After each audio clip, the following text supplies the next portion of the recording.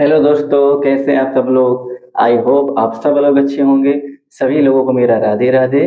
जैसा कि मैं आप सबको बताना चाहता हूँ कि मेरा नाम विवेक मिश्रा है और मैं आप सबका अपने YouTube channel Kanha coaching centre में स्वागत करता हूँ। चलिए इसी के साथ क्लास की शुरुआत करते हैं। जैसा कि आप सबको मैं बताना चाहता हूँ कि हमारा क्या चल रहा था टॉपिक। प्रश्नावली हमारी 4.2 चल रही थी और द्विघात समीकरण चल रहा था। क्या चल रहा था? द्विघात समीकरण चल रहा था। कल हमने क्या सीखा था? कल हमने ये सीखा था कि निम्नलिखित द्विघात समीकरण का मूलों को निकालने का अभाज्य गुणनखंड विधि। क्या सीखा था? सॉरी, हमने कल क्या सीखा था कि निम्नलिखित द्विघात समीकरण का गुणनखंड विधि से मूल निकालना सीखे थे। ये सीखा था ना कल। कल हमने ये सीखा था कि द्विघात समीकरण के मूल गुणनखंड विधि से निकालना। ठीक है। आज अभी 4.2 के कुछ सवाल बाकी रह गए हैं, उन सवालों को अभी हल करेंगे। तो आज के जो सवाल हमारे 4.2 के बाकी रह गए प्रश्नावली के, वो शब्द संबंधित समस्या वाले सवाल हैं। कैसे सवाल हैं? शब्द संबंधित समस्या वाले सवाल। अब आप सोचेंगे कि शब्द संबंधित समस्या वाले सवाल होते क्या हैं? देखो, नाम से ही पता लग रहा है ऐसे सवाल जिनमें शब्दों के द्वारा सवाल में समस्या उत्पन्न हो जाती है, क्या कहलाएंगे? शब्द संबंधित समस्या वाले सवाल। ठीक है ना। इसमें होगा क्या कि आपको सवाल दिया होगा, इनमें ऐसे ऐसे जटिल शब्द होते हैं तो सवाल को क्या कर देते हैं? सवाल की जटिलता को बढ़ा देते हैं, सवाल की समस्याओं को और भी ज्यादा बढ़ा देते हैं। अभी तक आपने क्या सीखा था कि आपको द्विघात समीकरण बना बनाया मिलता था और आप इनका क्या करते हैं? मूल निकाल देते हैं। ठीक है ना। अब क्या होगा, आपको शब्दों को कठिन कठिन शब्द से बने हुए सवाल होंगे। इन शब्दों को समस्याओं को समझना है और उनसे द्विघात समीकरण को बनाना है। अभी आपको बना बनाया मिल जाता है, लेकिन अब आपको क्या करना है? द्विघात समीकरण सवाल के द्वारा पहले बनाना पड़ेगा, फिर अज्ञात मान x जो है ना हमारे चर, उसका मान निकालना पड़ेगा। ठीक है ना। और इनमें किस तरह के सवाल बनते हैं, किस किस टाइप के सवाल बनते हैं, वो आपको हम बताएंगे। ठीक है ना। तो जो शब्द सवालों में समस्या पैदा करते हैं, पहले उनको जान लेते हैं। ठीक है। गणित में जो शब्द हैं, एक ही शब्द के एक से अधिक नाम होते हैं। जैसे आपने पर्यायवाची पढ़ लिखी होगी कि एक ही शब्द के एक से अधिक नाम होते हैं। पर्यायवाची का मतलब क्या होता है? कोई शब्द है उसके एक से अधिक नाम पर्यायवाची कहलाता है। तो गणित में भी यही है, हम पढ़ते वही चीज है, जोड़ घटाना गुणा भाग, लेकिन जोड़ घटाना गुणा भाग के अलग अलग और भी नाम होते हैं जिनकी जानकारी हमें नहीं होती है। इसी कारण से जब दूसरे शब्दों में वो चीजें आ जाती हैं तो हमारे लिए क्या बन जाती है? समस्या। क्यों? हम उन चीजों से अज्ञात होते हैं और जब बाद में पता लगता है कि ये तो जोड़ ही है, तो हमारी चीजें नॉर्मल हो जाती है। ठीक है। चलो, पहले जो जो कैसे कैसे शब्द आते हैं। अब 4 तरह की इसमें संक्रियाएं होंगी। या तो जोड़ होगा, संक्रियाएं मतलब गणित के चिन्ह। गणित के चिन्हों को हम क्या बोलते हैं? ऑपरेटर। वो क्या करते हैं? ऑपरेशन, संक्रियाएं करते हैं। ठीक है ना। अब द्विघात समीकरण में 4 तरह की संक्रियाएं आएंगी, मतलब चिन्ह। एक तो जोड़ होगा, नॉर्मली इन्हीं का यूज होता है, जोड़। क्या बोलते हैं इनको? जोड़। और क्या बोलते हैं? घटाना।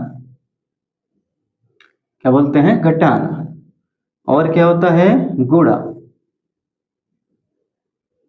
और क्या होगा? भाग। ठीक है ना। तो देखो, समानता होता क्या है कि हम इन शब्दों को सिर्फ इन्हीं रूप में जानते हैं। ठीक है ना। और इन्हीं शब्दों को अलग अलग शब्दों, इनके और भी अलग अलग शब्द हैं, इनको और भी तरह तरह के नामों से बुलाया जाता है। अब उन नामों की जानकारी हमें होती नहीं, और जब ये दूसरे शब्दों के रूप में आ जाते हैं तब हमारे लिए क्या बन जाती? समस्या बन जाती। क्यों? अगर भाग तो हमने पता है, भाग को कुछ और बोला जाता है, अगर दूसरे तौर पे आ गए तो हमारे लिए समस्या बन जाती। तो जो शब्द समस्या पैदा कर दे सवाल में, उन्हें क्या बोलते हैं? शब्द संबंधित समस्या वाले सवाल। ठीक है ना। चलो, अब देखो, इन्हें आप लिख लेंगे तो आपकी समस्या क्या हो जाएगी? दूर हो जाएगी।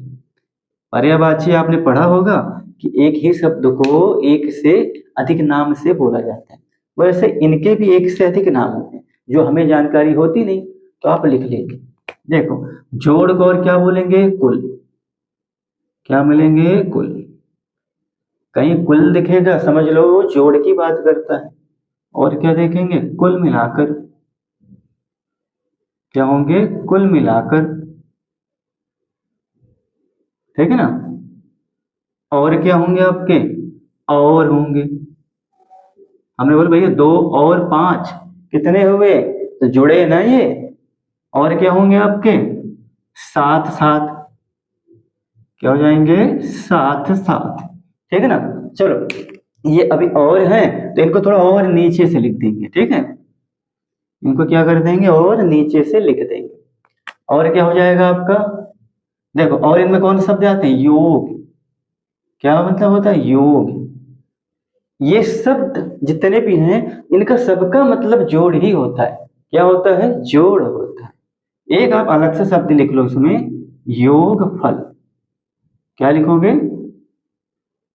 योग फल। ठीक है ना? अच्छा, योग फल होता क्या है वो आप समझ लीजिए।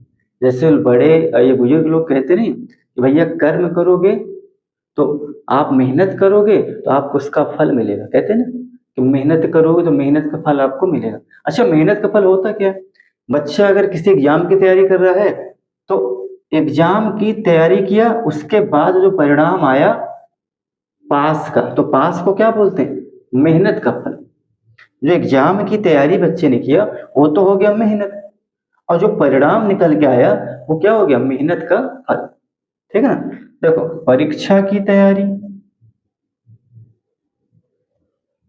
परीक्षा की तैयारी छात्र के द्वारा की गई, ये तो उसकी मेहनत हो गई ना। क्या हो गई? या तो उसकी मेहनत है। अब जो परिणाम निकल के आया, अगर परिणाम पास का हो गया, परिणाम अगर अच्छा निकल आया, परिणाम क्या निकला? पास, तो ये क्या हो जाएगा? मेहनत का फल। क्या हो जाएगा? मेहनत का फल। ठीक है ना? हमने क्या बोला? परीक्षा की तैयारी की तो मेहनत की, परिणाम निकल के आया तो क्या हो गया? मेहनत का फल। चलो, अब संख्याओं में समझ लेते हैं इनको, यहीं पर देख लेते हैं। योग फल क्या होता है? मतलब योग का मतलब क्या होता है? जोड़। ये सब पर्यायवाची शब्द हैं, इनको आप योग भी बोल दो। सवालों में ऐसे ये इन रूप में आ जाएंगे तो क्या पैदा कर देंगे? समस्या बना देंगे, समस्या पैदा कर देंगे ना।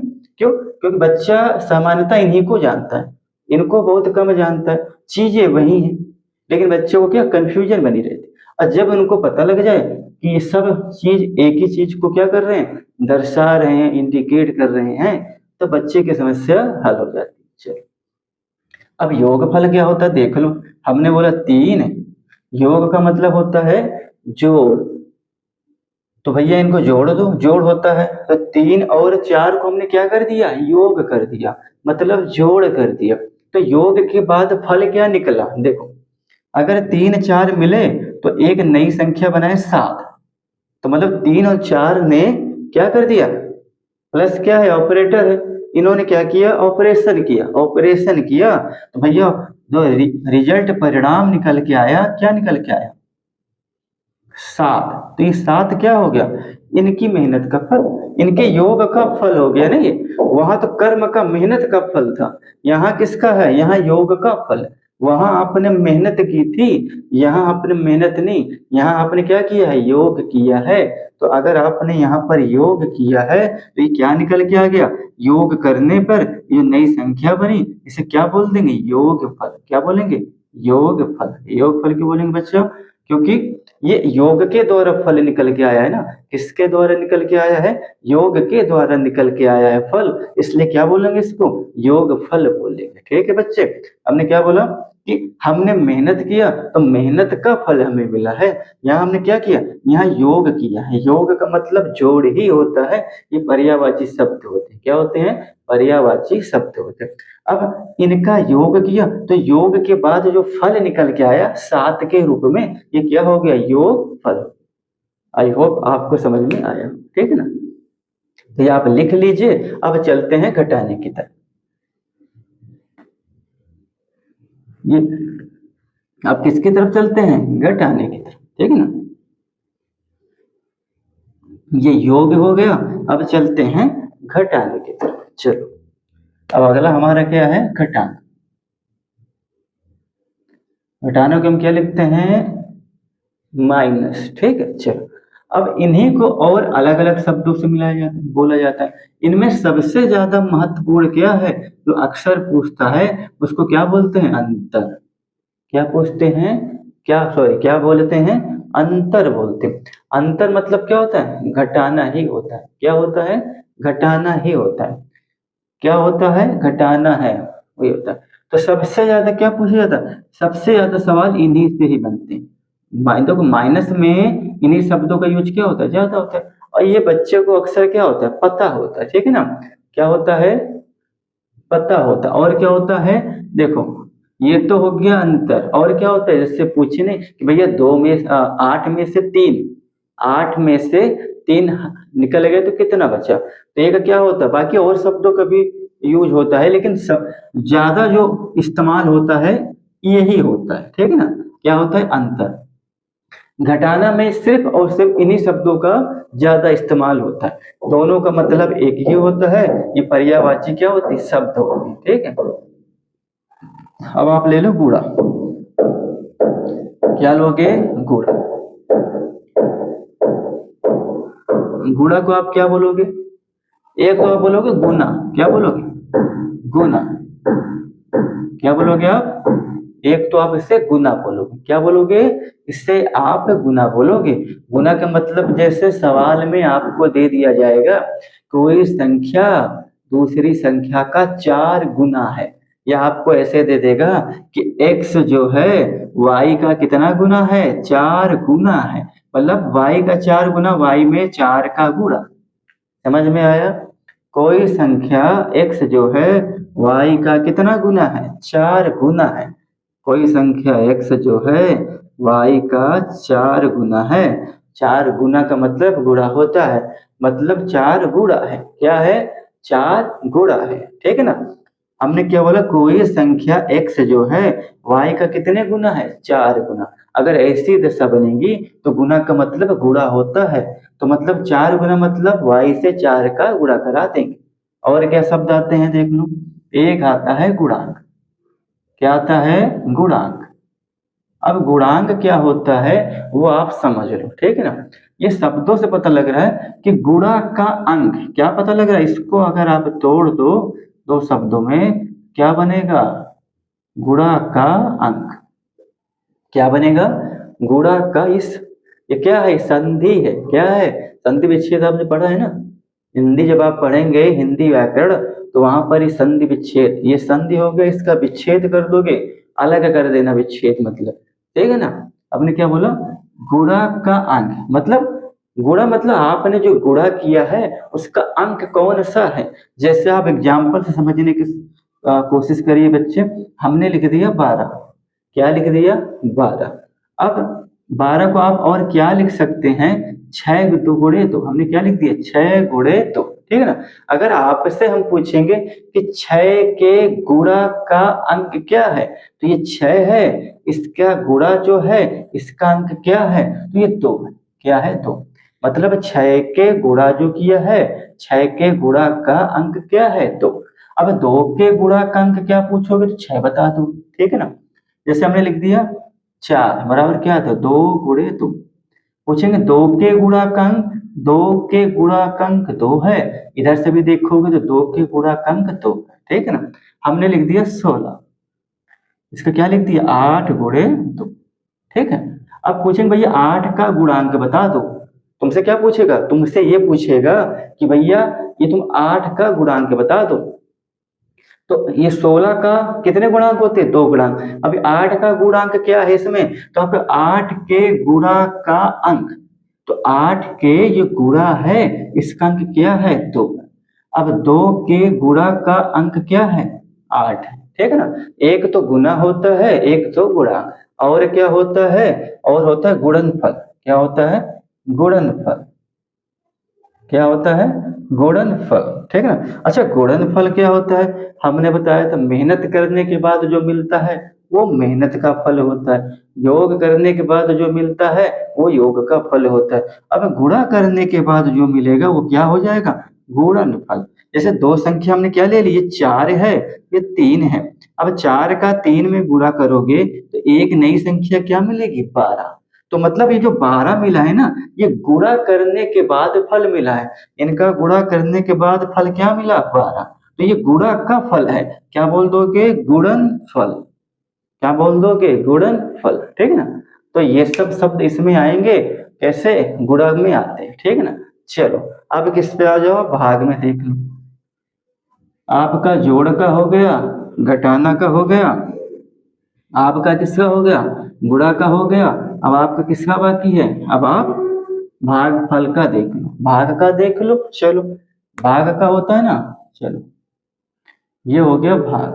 भाग को आप क्या लिखोगे, ऐसे, ऐसे लिखते हो भाग को। चलो अच्छा, भाग में कौन कौन से शब्द आते हैं, पहले तो भाग फल ही आ जाएगा, ये क्या आ जाएगा बच्चे, भाग फल आ जाएगा ये, ठीक है ना, भाग फल आ जाएगा। दूसरा क्या होता है, विभाजित करना। क्या होता है, विभाजित करने के ही मतलब होता है किसी भी संख्या को भाग देना, विभाजित करना। विभाजित करना मतलब क्या होता है, किसी भी संख्या को भाग देना होता है। क्या होता है, भाग देना होता है। और होता है आपका औसत। क्या होता है, औसत। आप बच्चे औसत जानते होंगे, औसत पढ़े होंगे। तो औसत किस में आता है, औसत भाग में ही आता है। इसको भाग को भी क्या बोलते हैं, औसत। अच्छा औसत में आप क्या करते हो, भाग ही करते हो। अगर हमने बोला कि 4, 5 और 6 का मैं औसत बता दो, क्या बता दो, औसत बता दो, तो क्या करोगे आप बच्चों, 4 और 5 और 6 इन तीनों को जोड़ दो और जितनी संख्या है उतने से क्या कर दो, भाग दे दो। देखो भाग ही किया ना आपने। अब जो आएगा लास्ट में क्या कर रहे हो, भाग कर रहे हो। तो इनमें कौन कौन से शब्द आते हैं, औसत आ जाएंगे और भागफल आ जाएंगे और विभाजित करना आ जाएगा, ठीक है ना। तो ये भाग के शब्द हैं, ठीक है ना। चलिए अब हम क्या करेंगे, अब हम आते हैं अपने प्रश्नावली में। किस पे आएंगे, प्रश्नावली में। 4.2 चल रहा था, यहाँ पर डाल दे रहे हैं शब्द संबंधित समस्या वाले सवाल। आज चलेंगे, देखो शब्द संबंधित समस्या वाले सवाल में कैसे कैसे सवाल आपसे पूछेंगे, एक बार आप नोट कर लो। ज्यादातर केस ऐसे बोलते हैं, ये तो आपका आयु से संबंधित होगा। किससे संबंधित होगा, आयु से संबंधित। दोस्त बनेंगे सवाल किससे संबंधित होंगे, आयु से संबंधित सवाल होंगे। आयु से संबंधित सवाल होंगे, संबंधित सवाल होंगे, ठीक है ना, आयु से संबंधित सवाल होंगे। और दूसरा कैसे आपका बनेगा, क्षेत्रफल और परिमाप से संबंधित सवाल होंगे। क्षेत्रफल और, ज्यादातर ऐसे ही सवाल इसमें बनते हैं, क्षेत्रफल और परिमाप से संबंधित सवाल पूछेंगे, इनसे संबंधित होंगे। और कौन सा केस बनेगा आपका, संख्याओं से संबंधित सवाल बनेगा। कैसा बनेगा, संख्याओं से संबंधित सवाल बनेगा। कैसा बनेगा, संख्याओं से संबंधित सवाल बनेगा ये। और कैसा बनेगा आपका, क्षेत्रफल हो गया, संख्याओं से हो गया, और चाल समय दूरी से संबंधित बनेगा। कैसे बनेगा, चाल समय और दूरी। ज्यादातर कैसे केस होते हैं, ऐसे ही केस होते, ठीक है। इन्हीं तरह के केस में सवाल पूछने की संभावना होती। अच्छा एक चीज अब और ध्यान दीजिए, हम पढ़ क्या रहे हैं, द्विघात समीकरण पढ़ रहे हैं। क्या पढ़ रहे हैं, द्विघात समीकरण। अब आप एक चीज गौर करना, क्या पढ़ रहे हो, द्विघात समीकरण। अब द्विघात समीकरण में कितने चर होते हैं, कदम सर जी इसमें एक चर होता है, वो होता है x। क्या होता है, x। अब एक चीज आप ध्यान दें, जब दो चरों वाला रैखिक समीकरण पढ़ाएंगे तो उस पे दो चर है, तो हम जब सवालों के जिनके मान हमें पता नहीं होंगे उन्हें अज्ञात राशि चर के रूप में मान लेते हैं। अज्ञात राशियां क्या होती, ABCD के अक्षर। अब वहां पर दो चर हैं तो दो चरों के रूप में मानेंगे। यहाँ द्विघात समीकरण में कितने चर हैं, एक। तो जो भी चीज हम मानेंगे उन्हें एक ही चर के टर्म में मानेंगे, ठीक है ना। आप दो भी मानोगे तो ज्यादा जटिल सवाल बन जाएंगे। ऐसा नहीं कि दो मानने पे नहीं आएगा, आएगा, देखो ज्यादा जटिलताएं पैदा कर देंगे। अब एक चर है, हमें एक चर की आवश्यकता है, तो एक चर के ही टर्म में मानेंगे, ठीक है ना। चलो अब आते हैं अपने प्रश्नावली में। अब क्या करेंगे, प्रश्नावली पे आएंगे। 5 या 6 सवाल हैं, इनको कंप्लीट कर लो, फिर आपको कल क्या बताएंगे, प्रश्नावली 4.3, ठीक है ना। चलो अब हम किताब के सवाल पढ़ेंगे, आप ध्यान देना, आपको समझाने की कोशिश करेंगे, ठीक है। चलो पहला सवाल हम पढ़ते हैं। पहला सवाल क्या दिया है कि जॉन और जीवंती दो व्यक्ति हैं, एक का नाम है जॉन, एक का नाम है जीवंती। हमने क्या बोला, दो व्यक्ति हैं, एक का नाम है जॉन, एक का नाम है जीवंती। दोनों के पास कुल 45 कंचे। कितने कंचे हैं, 45 कंचे। जो कंचे खेले जाते हैं ना, मतलब जॉन और जीवंती दो लोग हैं, उनके पास कुल 45, कुल मतलब जोड़, जॉन और जीवंती का जोड़ को मिला के कितना है, कुल मतलब जोड़। तो कहने का मतलब ये हो गया कि भैया जॉन और का मतलब भी क्या होता है, जोड़। तो मतलब तो समझाने के लिए बता रहा, और का मतलब क्या होता है, जोड़। तो मतलब जॉन और प्लस जीवंती कर दो, क्या कर दो, जीवंती। अब इन दोनों को मिला के कितने कंचे हैं, 45। मतलब दोनों के पास हैं कुल मिलाकर, देखो बार बार वही शब्द आ रहा है, कुल मिलाकर जोड़ और आ रहे ना, तो कुल हो जाए और हो जाए, इनका मतलब क्या होता है, सबका जोड़ ही होता है। तो समझने के लिए जॉन और जीवंती, जॉन और मतलब जोड़ हो गया ना, लग गया जोड़, जॉन और जोड़ जीवंती, भाई जॉन और जीवंती, ठीक है ना।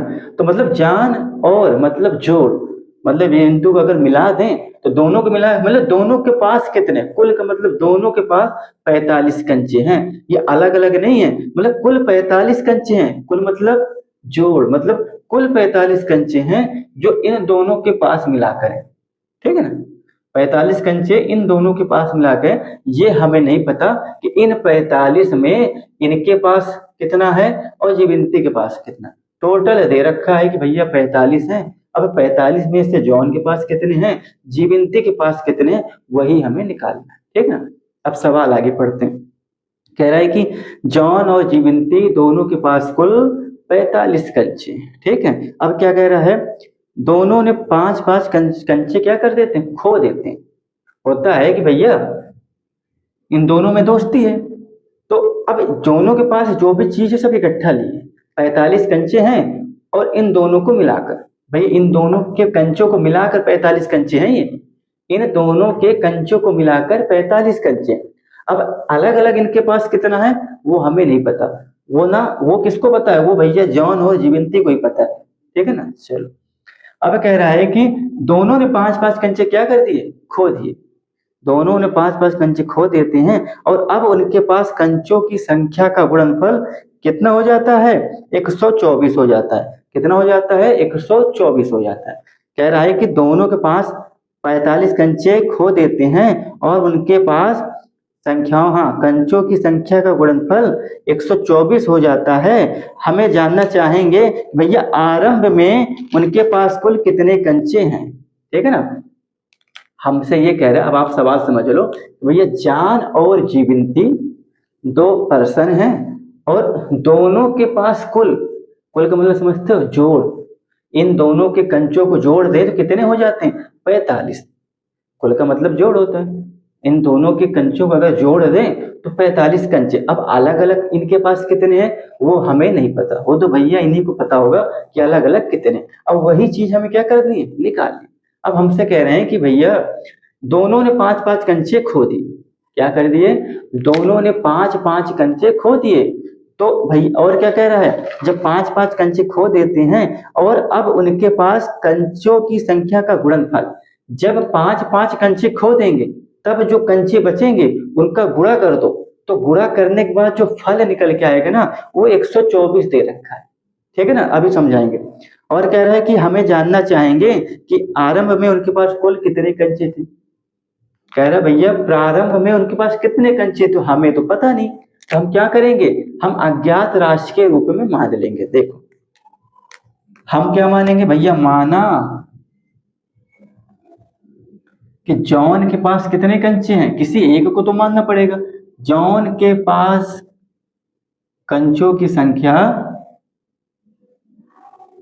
क्या मानोगे भैया, जॉन के पास कंचों की संख्या कितनी है, एक्स है। कितना है, एक्स है। अब आप ये बताओ इन 45 में से एक्स तो जॉन के पास है, कुल कितने हैं, 45 है।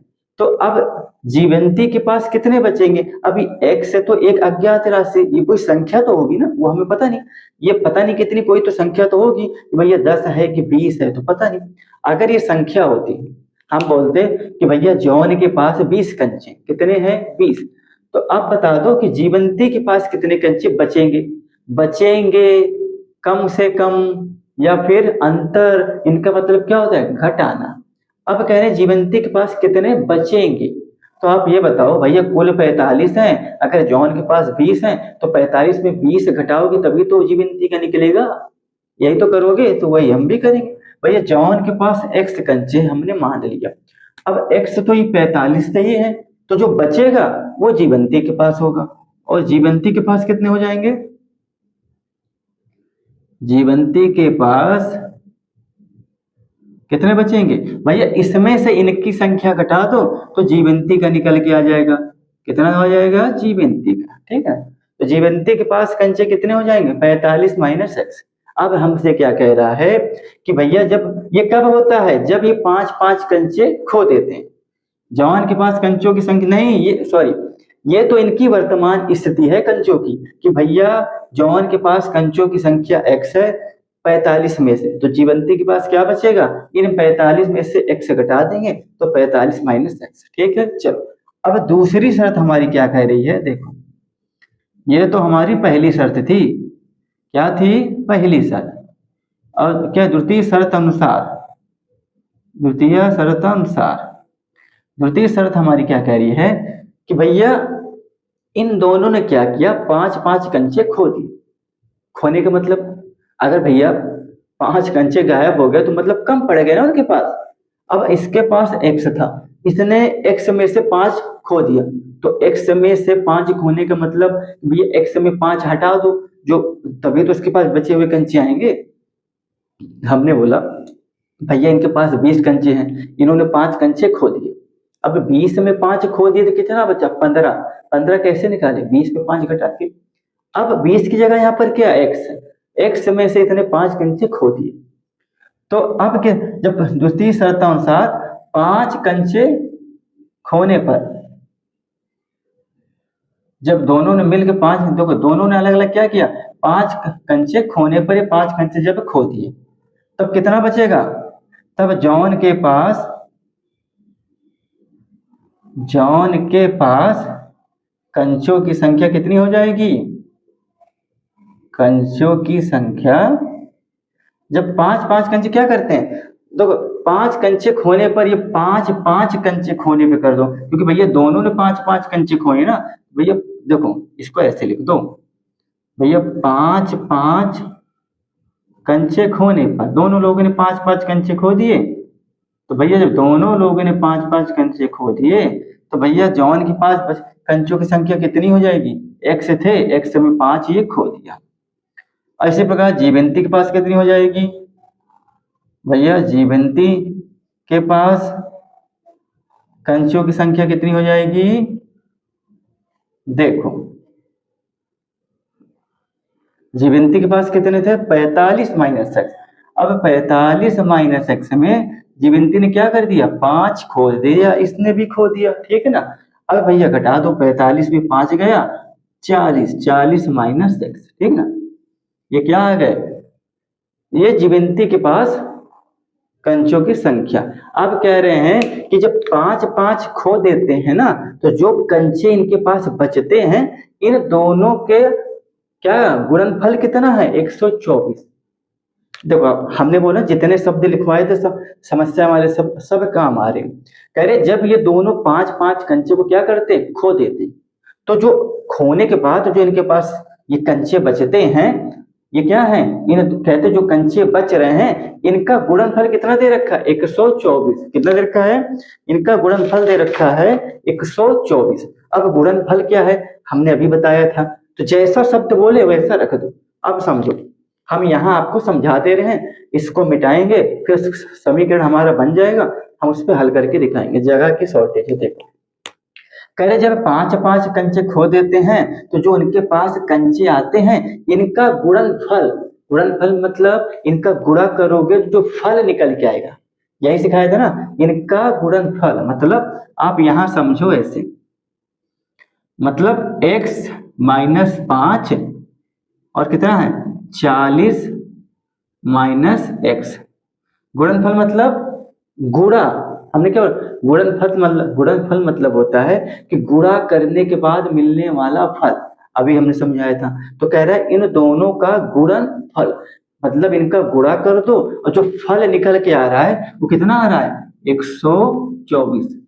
कितना आ रहा है, एक देखो कोई जबरदस्ती तो किया नहीं, जैसा सवाल कह रहा वैसे वैसे रख दिए।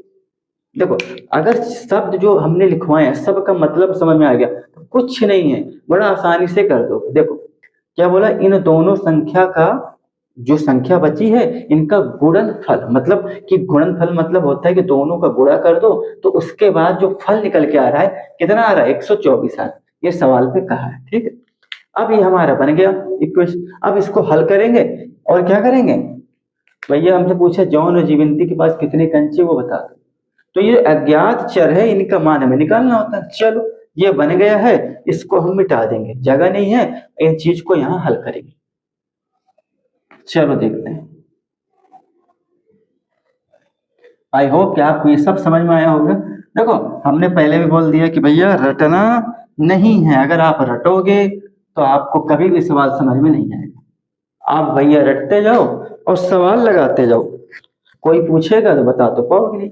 अगर आप कॉन्सेप्ट क्लियर करोगे पूरी जिंदगी में नहीं भूलोगे। ठीक है ना, अब आप इसको यहां लिख लो x माइनस 5, जिनके बीच में कोई चिन्ह नहीं होता वो गुणे का लेते हैं, या तो आप इसको ऐसे लिख दो या तो भैया गुणा कर दो इनका, और क्या 40 माइनस x कितना है 124, यही बनाया हमने। हाँ अब इनको बिठा देते हैं, जगह की कमी है ना। चलो अब क्या करना, अब इसे सरल ही तो करना है, कर लो क्या करना है, पहले पद का सम में गुणा कर दो फिर दूसरे का। चलो 40x क्या हो जाएगा 40x, x का इसमें कर दो x स्क्वायर हो जाएगा। अब माइनस 5 की बारी, 5 चौके 20, 5 चौके 20 200 हो जाएगा ना। अब माइनस माइनस प्लस, 5 का 5x बराबर का 124, x का इसमें किया 40x, x का इसमें किया x का स्क्वायर, माइनस 5 का 40 में किया तो माइनस का 200 और माइनस माइनस का प्लस का 5x। ठीक है, चलो अब 124 को इधर लाओ, उधर को बराबर का 0 कर दो, 40x माइनस x की घात 2 और माइनस का 200 और प्लस का 5x और माइनस का 124। हमने क्या बोला, बराबर के उधर कोई भी संख्या होगी अगर इधर आया तो प्लस का है तो माइनस का हो जाएगा, पूरा का बराबर 0। ठीक है, चलो अब देख लो भैया x वाले कितना 5x ये है और 40x ये है। ठीक है ना, दोनों प्लस का है, 40 और 5 मिलकर कितना हो जाएंगे 45 हो जाएंगे। देखो पहले तो आप लाइन से लिख लो x की घात 2 लिख लो, अब इसके बाद किसकी बारी आती है x की बारी आती है, क्योंकि व्यापक समीकरण जो होता है उसके फॉर्म में लिखेंगे ना इसको। चलो इसलिए हमने x की घात 2 को पहले लिखा। अब देखो 40x और 5x मिलकर कितने हो जाएंगे 45x, कितना हो गया 45x। अब क्या बचा, अच्छा देखो माइनस का 200 और माइनस का 124, तो माइनस माइनस मिलकर क्या होते हैं प्लस, मतलब ये जुड़ेगा।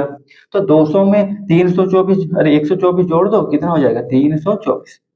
अच्छा अब इसमें चिन्ह किसका लगाएंगे, हमने सब पता रखा है शुरुआत से क्लास में, हमेशा बड़ी संख्या का पीछे वाला चिन्ह लेते हैं। क्या लेते हैं, हमेशा बड़ी संख्या के पीछे वाले चिन्ह को हम लेते हैं। ठीक है ना, चलो तो जब बड़ी संख्या के पीछे वाले चिन्ह लेंगे तो बड़ी संख्या क्या है 200, 200 के पीछे क्या है माइनस, माइनस का 300 बराबर 0। ओके क्लियर है। चलो अब एक काम करो, यहां से माइनस कॉमन ले लो, माइनस कॉमन लोगे तो क्या बचेगा यहाँ पर, x की घात 2, अंदर के चिन्ह बदल जाएंगे, माइनस का 45x, ये अंदर का क्या बदल जाएगा, प्लस का 324, और बराबर में क्या हो जाएगा, 0। माइनस को उधर ले जाओ तो ये क्या, तो 0 हो जाएगा, ये क्या बचेगा, 45x प्लस का 324, बन गया ना। अब हमें इनको क्या करना है, अब यही तो हल करना है। अब कैसे हल करेंगे अभी बताएंगे, आप 1 मिनट रुकिए, थोड़ा आ रहा हूँ, ठीक है। चलिए, थोड़ा सा करेक्शन देखना था कि चल कोई समस्या तो नहीं आ गई, ठीक है, यही देखने गए थे। चलो, ये बन गया। अब इस समीकरण को हल करना है। ये देखिए हमने दो घात समीकरण बना लिया ना। क्या बनाया भैया, माइनस कॉमन ले लिया तो x की घात 2 माइनस वाला क्या हो जाएगा, देखो देखो देखो। अच्छा, यहाँ हमने माइनस कॉमन लिया, x की घात 2 प्लस वाला माइनस में हो गया और माइनस वाला प्लस में हो गया, बन गया ना, देखो बन गया। अब इनको हम हल करें, ठीक है। इनको हल करने का तरीका क्या हमने बताया कि भैया x की घात 2 का गुणांक क्या है, जहाँ कुछ ना हो एक ले लो, इनका गुणा अचर पद से करेंगे, अचर पद से करेंगे ना, कितना हो जाएगा 324। अब 324 का गुणनखंड कर लो, क्या कर लो, गुणनखंड कर लो, 2 एकम 2, एक उधर बढ़ा, 2 छंगा 12, 2 दूनी 4, 2 अठे 16, 2 एकम 2। अब 3 से काट लो।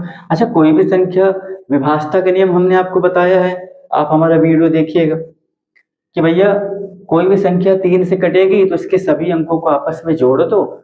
अगर वो जोड़ने पे जो संख्या है वो 3 से कट जाए तो भैया वो संख्या भी क्या होगी, 3 से कट जाएगी। 8 1 9, 9 3 से कटता है, काट दो। चलो, 3 दूनी 6, 2 इधर गया, 3 सते 21, 3 नवा 27, 3 त्रिकाई 9 और 3 एकम 3, बन गया। चलो, अब इनके ऐसे दो टुकड़े करने हैं कि गुणे करने में तो 324 है, क्या है 324 है, और जोड़ने घटाने में कितना आना चाहिए 45, कितना आना चाहिए 45। अब यह माइनस का ध्यान मत दो, वो तो हम बाद में लगवा देंगे कैसे करना, 45 लाना है बस, ठीक ना, जोड़ के या घटा के, कैसे भी लाओ, जोड़ या घटा के लाओ। देखो इनके दो टुकड़े करो। चलो, अब तुम्हारे सामने ही करते हैं, कैसे बनेगा देखो, 3 दूनी 6 दूनी 12, 3 त्रिका 9 त्रिक 27, क्या बनेगा, चलो 45 लाना है ना, क्या बनेगा, हाँ देखो इसको कर देते हैं, 3 त्रिकाई 9, 9 दूनी 18, 3 त्रिकाई 9, 9 दूनी 18, 3 त्रिकाई 9 दूनी 18, ये नहीं बनेगा आपका, ये आपका बन जाएगा कितना, देखो ये कितना आपका बन जाएगा, 2 दूनी 4, 4 तिहाई 12, 12 तिहाई 36, 36, 3 त्रिकाई 9, हाँ देखो बन गया। भैया हम क्या लेंगे, ये इतना आप ले लो, 2 दूनी 4, 4 तिहाई 12, 12 तिहाई 36, और 2 आप ये ले लो, 3 त्रिकाई 9। अब 36, हाँ 3 त्रिकाई 9, 36 में आप 9 जोड़ दो, कितना आ जाएगा 45 आ जाएगा, 45 आ जाएगा ना 45। तो 36 में 9 जोड़ने में 45 मिल रहा है, हमारा बन गया। और 36 का गुणा 9 में कर देंगे तो 324 मिल जाएगा, बन गया ना। तो क्या बन गया, 36 और 9, याद किए रहना 36 और 9। चलो, अब इनको हम मिटाएंगे, आप इसका स्क्रीनशॉट ले लेना, जगह कम है। अब 36 और 9 बना है, ये याद किए रहना, आप इसको हम हल करेंगे, ठीक है। चलो, 36 और 9, और समीकरण हमारा क्या है, इसको ऊपर लिख लेते हैं फिर मिटा देते हैं। क्या है समीकरण हमारा, लिख लेते हैं भैया, x की घात 2 है और माइनस 45 x है और प्लस का 324 है, बराबर का 0, ठीक ना। चलो इसे मिटा देते हैं, अब कर लेते हैं। देखो 36 और 9 गुणा करने में कितना आया 324, अब जोड़ने में कितना आ रहा है 45। देखो 36 पे 9 जोड़ोगे 45। अब एक चीज और ध्यान देना है, हमें माइनस का 45 चाहिए। हमने क्या बोला कि जो भी चिन्ह चाहिए वो बड़ी संख्या के पीछे लगा दो। क्यों? हमेशा बड़ी संख्या के पीछे वाला चिन्ह हम लेते हैं। कहाँ का लेते हैं? हमेशा बड़ी संख्या के पीछे वाले चिन्ह को हम लेते हैं। तो भैया जब आप बड़ी संख्या के पीछे वाले चिन्ह को लेना है तो तो आपको बड़ी संख्या के पीछे वही चिन्ह लगाना है जो आपको जरूरत है। भैया माइनस की जरूरत है, अब माइनस लगा दो। अब भैया जोड़ने में 45 हमें लाना है, तो भैया प्लस के दो बनते हैं संक्रियाएं, एक माइनस माइनस का प्लस होता है, एक प्लस प्लस का प्लस होता है। तो भैया प्लस वाला तो होगा नहीं क्योंकि माइनस की जरूरत है, तो भैया माइनस इसमें भी लगा दो। अब माइनस माइनस प्लस होता है, अब 36 में जुड़ गया तो 45 हो जाएगा। अब 45 तो आया, चिन्ह हमेशा बड़ी संख्या के पीछे वाले लेते हैं। बड़ी संख्या 36 है, लगा दो माइनस। तो मतलब -36 और -9 का हमारा बन गया। ठीक है, चलो एक्स की घात 2 -36 एक्स और माइनस का 9x प्लस का 324 बराबर 0। ठीक है ना? हमने कॉमन लेना पूरा डिटेल में बता रखा है। आप जो बच्चा हमारी वीडियो शुरू से देखेगा पूरा कॉन्सेप्ट एक एक शब्द तक का हमने पूरा एक्सप्लेनेशन कर रखा है। ठीक है ना? अब यहाँ पूरा प्रसार करने की जरूरत तो है नहीं, आप द्विघात समीकरण की जो हमने कल वाली क्लास थी पूरा बता रखा है। देखो अब दो दो का जोड़ा बना लो। क्या बना लो? दो दो का जोड़ा। चलो अब कॉमन ले लो। इसमें क्या कॉमन होगा? x बचेगा। क्या? x अंदर क्या बचेगा? 36। इसमें आप क्या कॉमन ले लो? माइनस का 9। क्या बचेगा? x minus 36। 36 माइनस का क्यों होगा भैया? माइनस का इसमें जब गुणा होगा तो प्लस माइनस माइनस बराबर का 0। अब एक पद ये हो गया और एक पद क्या हो गया? ये हो गया। अब इन दोनों पदों में क्या कॉमन है? कॉमन का मतलब होता है जो चीज दोनों में हो, जो चीज दोनों में हो। तो एक पद ये, एक पद ये। अब इन दोनों पदों में क्या कॉमन है आप बताओ? आप खुद देखो भैया। सर जी इसमें ये कॉमन है, इसमें ये कॉमन है। अगर सर जी आपने बोला कि कॉमन का मतलब बच्चे होता है कि जो चीज दोनों में हो, तो सर जी ये x-36 और x-36 दोनों में यही कॉमन है। और जो कॉमन लेते हैं उसको क्या करते हैं भैया? बाहर ले लेते हैं। क्या लेते हैं? बाहर। बाहर ले लिए तो अंदर क्या बचा बच्चों? ये x बचा और क्या बचा? अरे 9 बचा। क्या बचा? 9 बचा। x बचा और क्या बचा? बच्चे 9 बचा। ठीक है ना? x बचा और क्या बचा आपके पास? 9 बचा। ठीक है। अब 36 का x जोड़ा तो 45 हो गया। अब हमने माइनस कॉमन ले लिया तो अंदर क्या बचा? माइनस बचा। चलो बराबर का क्या कर दो? 0 कर दो। एक बार ये वाला 0 ले लो तो x माइनस 36 बराबर कितना हो जाएगा? 0 हो जाएगा। x बराबर कितना हो जाएगा? 36 हो जाएगा। एक बार आप ये वाला ले लो, एक बार कौन वाला आप ले हुए? एक बार भैया, एक बार आप ये ले लो। ठीक है ना? चलो एक बार अगर आप ये वाला लोगे तो क्या हो जाएगा आपका? x माइनस 9 बराबर 0, x बराबर 9। ठीक है ना? आपके क्या हो गए? ये x के मान निकल आए और आप इसको रख दोगे तो आपको क्या पता लग जाएगा? जॉन और जीविंती की क्या मिल जाएगा? कंचों की संख्या पता लग जाएगा। ठीक है ना? एक बार आपने क्या रखा? एक बार 36 रख दो, एक बार क्या हो जाएगा? 9। हमने इसको फिर से समझ लो। हमने क्या बोला कि भैया समीकरण हमारा क्या बना? x की घात 2 माइनस 45x प्लस का 324 बना। ठीक है, यही बना। अब x की स्क्वायर माइनस का 36x और क्या बना भैया? 9 का x प्लस का 324। ठीक है, यही बना ना आपके पास? चलो यही बना आपके पास। ठीक है ना? अब आप इनको हल कर लोगे तो क्या आएगा? हल करने में आपके पास ये बचेगा। क्या बचेगा? ये बचेगा। x बराबर आपने 0 किया तो 36 मिल गया, x से बराबर फिर 0 किया तो क्या मिल गया? 9 मिल गया। अच्छा हमसे पूछा क्या था?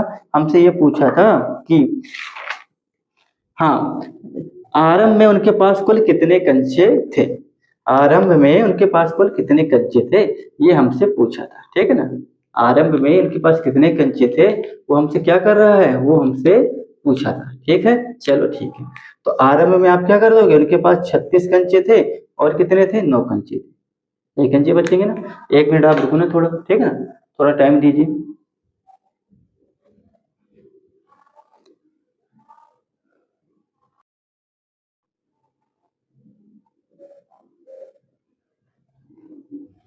चलिए बच्चों, थोड़ा से कुछ टेक्निकल इश्यू आ गया था फोन में, जिसकी वजह से हमें थोड़ा टाइम लेना पड़ा है, तो वीडियो को थोड़ा रोकना पड़ गया बीच में। टेक्निकल इशू आ गया था, इसकी वजह से हमने क्या किया, वीडियो को थोड़ा रोका और समस्याओं को हमने दूर किया। तो 5 मिनट के लिए हमने वीडियो क्या करी थी, रोक दी थी। तो अब जो आगे का वीडियो यहाँ से शूट करेंगे, उन दोनों को क्या कर देंगे, आपस में एडिट करके आपको मिल जाएगा, ठीक है ना। तो थोड़ा सा हमने क्या बोला, टेक्निकल इशू आ गया था जिसकी वजह से वीडियो हमें बीच में रोकना पड़ गया था। अभी क्या है, सब चीज़ें अच्छी चल रही हैं। अब इसके आगे से पढ़ाएंगे तो जो हमने पिछला अभी तक बताया आपको ना बीच में, तो वीडियो वहाँ से कट हो रखी है क्योंकि हमें टेक्निकल इशू वजह से फ़ोन को थोड़ा रोकना पड़ा है। अब जो आगे बताएंगे उन दोनों को आपको क्या ऐड करके आपको मिल जाएगी, ठीक है। ठीक, तो हमने हाँ क्या बता रहे थे आपको कि x माइनस 36, ये तो x बराबर 36 आ गया, एक बार x बराबर, ठीक है ना। तो जब आप एक बार x बराबर 36 रखोगे तो जॉन को अगर 36 कंचे मिलेंगे तो 45 में 36 घटा दोगे तो जीवंती को 9 मिल जाएंगे। देखो दो केस क्या है भैया, जब x बराबर आप 36 लोगे, ये तो जॉन को हमने x माना था ना, जॉन के पास x कंचे, तो ये जान के कंचे हैं, किसके हैं, जॉन के कंचे। तब इस दशा में जीवंती के पास कितने बचेंगे, जीवंती के पास होंगे, देखो 45 कंचे कुल थे, तो 45 माइनस x जीवंती के पास थे, तो 45 में से आप 36 घटा दोगे, कितना आ जाएगा, 9। ये पहली का। और जब आप x बराबर 9 ले लो, क्या ले लोगे, इसे मिटाते हैं, देखो जब आप x बराबर 9 लोगे, 9 ले लो, देखो x बराबर क्या ले लो, 9 ले लो, देखो क्या ले लोगे, जब आप x बराबर 9 लोगे और x बराबर 9 किसका है, जॉन के कंचे हैं, किसके कंचे हैं, जॉन के कंचे। तब भैया जीवंती के कितने हो जाएंगे, 45 में से x घटा दो, x का मान कितना है भैया आपका 9, 36। तब जीवंती के पास कितने हो जाएंगे, 36, ठीक है। दो शर्तें बन रही हैं, दोनों शर्तों में अलग अलग कंचे। आई होप आपको समझ में आ गया होगा, आप इसे लिख लीजिए, ठीक है ना। चलो स्क्रीनशॉट ले लीजिए, अब इसे मिटा देते हैं। थोड़ा सा टेक्निकल इश्यू आ गया था जिसकी वजह से वीडियो को हमें क्या करना पड़ा, रोकना पड़ा था। अब समस्या हो जाती है, अगर बीच में रुक जाती है ना तो समस्या पैदा हो जाती है। अब एक बार में जो चलता रहता है तो अच्छा लगता है, बीच में रुक गया तो क्या हो गया, हमारे लिए काम बढ़ जाता है, फिर अब दो पार्ट में वीडियो हो जाती है, फिर समस्या बन जाती है। अब कभी कभी टेक्निकल इश्यू आ जाता है, अब दोनों को क्या करना पड़ेगा, हमें ऐड करना पड़ेगा। चलो कोई बात नहीं, कोई समस्या नहीं, हो जाएगा, ठीक है ना। तो पहला सवाल आपका हो गया, अब दूसरा पढ़ते हैं। चलो दूसरा सवाल हमारा क्या है, कह रहा है कि एक कुटीर उद्योग मतलब जो खिलौने वगैरह बनाते हैं, लकड़ी के खिलौने बनाते हैं ना, जो लकड़ी के, मिट्टी के, हर तरह के खिलौने। तो कह रहे हैं एक व्यापारी है, कैसा व्यापारी है, बर्तन के खिलौने या लकड़ी के खिलौने बनाने वाला व्यापारी। कह रहा है एक दिन में कुछ खिलौने बनाता है। अब एक दिन में कितना खिलौने बनाता है वो हमें पता नहीं ना, तुम्हें पता है, बनाता है, अभी कितना बनाता है भैया वो हमें भी नहीं पता। कह रहे हैं कि प्रत्येक खिलौने का जो मूल है ना, क्या कह रहा है, एक खिलौने बनाने वाला व्यापारी है और क्या करता है, कुछ खिलौने एक दिन में बनाता है। कह रहे एक दिन में कुछ खिलौने बनाने वाला व्यापारी है, बनाता है, ठीक है ना। अब क्या कह रहा है, प्रत्येक खिलौने का जो मूल्य है 55 में से एक दिन में निर्मित खिलौने की संख्या को घटाने से प्राप्त संख्या के बराबर, ठीक है। क्या कह रहा है कि भैया देखो, कह रहा है कि एक कुटीर उद्योग एक दिन में कुछ खिलौने बनाता है। अब कितने बनाता है वो हमें भी नहीं पता, लेकिन कुछ बनाता है, ठीक है ना। तो अगर नहीं पता, सवाल के साथ साथ चलो, कह रहे एक कुटीर उद्योग है, एक खिलौने बनाने वाला व्यापारी है, एक दिन में कुछ खिलौने बनाता है। अब संख्या निश्चित नहीं कितना बनाता है, यही जो अनिश्चित संख्या है, अज्ञात राशि चर है, इसी को तो हमें निकालना है। तो आप मान लो, माना एक दिन में x खिलौने बनाता है, कितने बनाता है, x खिलौने वो बनाता है, कितने बनाता है, x खिलौने, एक दिन में x खिलौने बनाता है, हमने मान लिया, ठीक है ना। अब क्या कह रहा है हमसे कि प्रत्येक खिलौने का मूल्य, मतलब कह रहा है कि एक प्रत्येक मतलब कि हर एक खिलौने का जो कीमत है ना, 55 रुपए में से एक दिन में निर्मित खिलौने, ध्यान देना, कह रहे जो प्रत्येक खिलौने की कीमत है, मतलब हर एक खिलौने की जो कीमत है कितनी है, 55 में से क्या कह रहा है, 55 में से एक दिन में जितने बनाए गए खिलौने, एक दिन में बनाए गए खिलौने हमने एक्स माना। क्या कह रहा है कि एक दिन में बनाए हुए कुल खिलौने में घटाने से उसका क्या मिलता है, कीमत मिलता है। फिर से समझो क्या कह रहा है कि भैया कुछ खिलौने वो एक दिन में बनाता है, हमने कुछ का नाम रख दिया एक्स, ठीक है।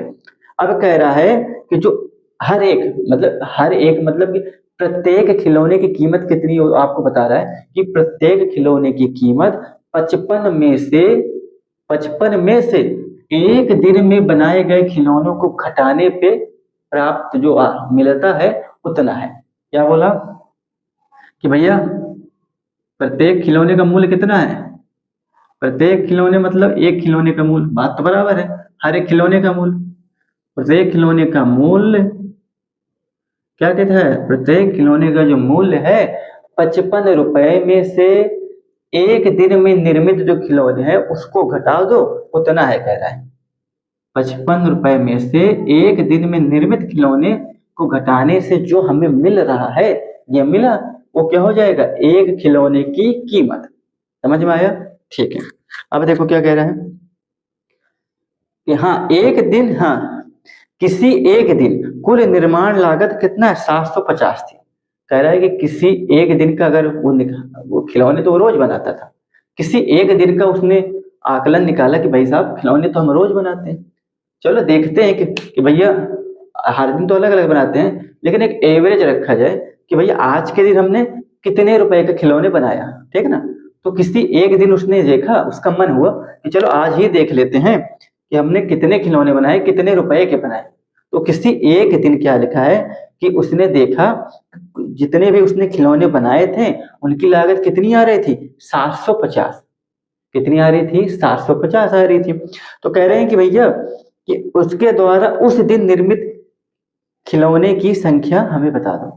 जिस दिन उसने देखा कि भैया आज उसका मन हुआ कि आज हम चेक करेंगे कि कितने रुपए का, कि हम खिलौने तो रोज बनाते हैं लेकिन कितने रुपए का बना देते हैं हमें भी नहीं पता, आज हम चेक करेंगे।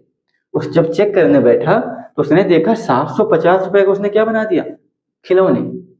अब कह रहा है जो 750 का उसने खिलौने बना दिया जिस दिन उसने देखा, ठीक है ना। तो वो कह रहा है कि जिस दिन हमने देखा कि 750 के खिलौने बनाया, तो क्या कह रहा है उस दिन उसके द्वारा बनाए गए खिलौनों की संख्या, कि उस दिन उसने कितने खिलौने बना दिए थे कि जिसका मूल्य 750 हो गया, ठीक है ना। अब ये बताओ, हमें तो पता नहीं, हमने माना कि भैया उस दिन उसने एक्स खिलौने बनाए थे।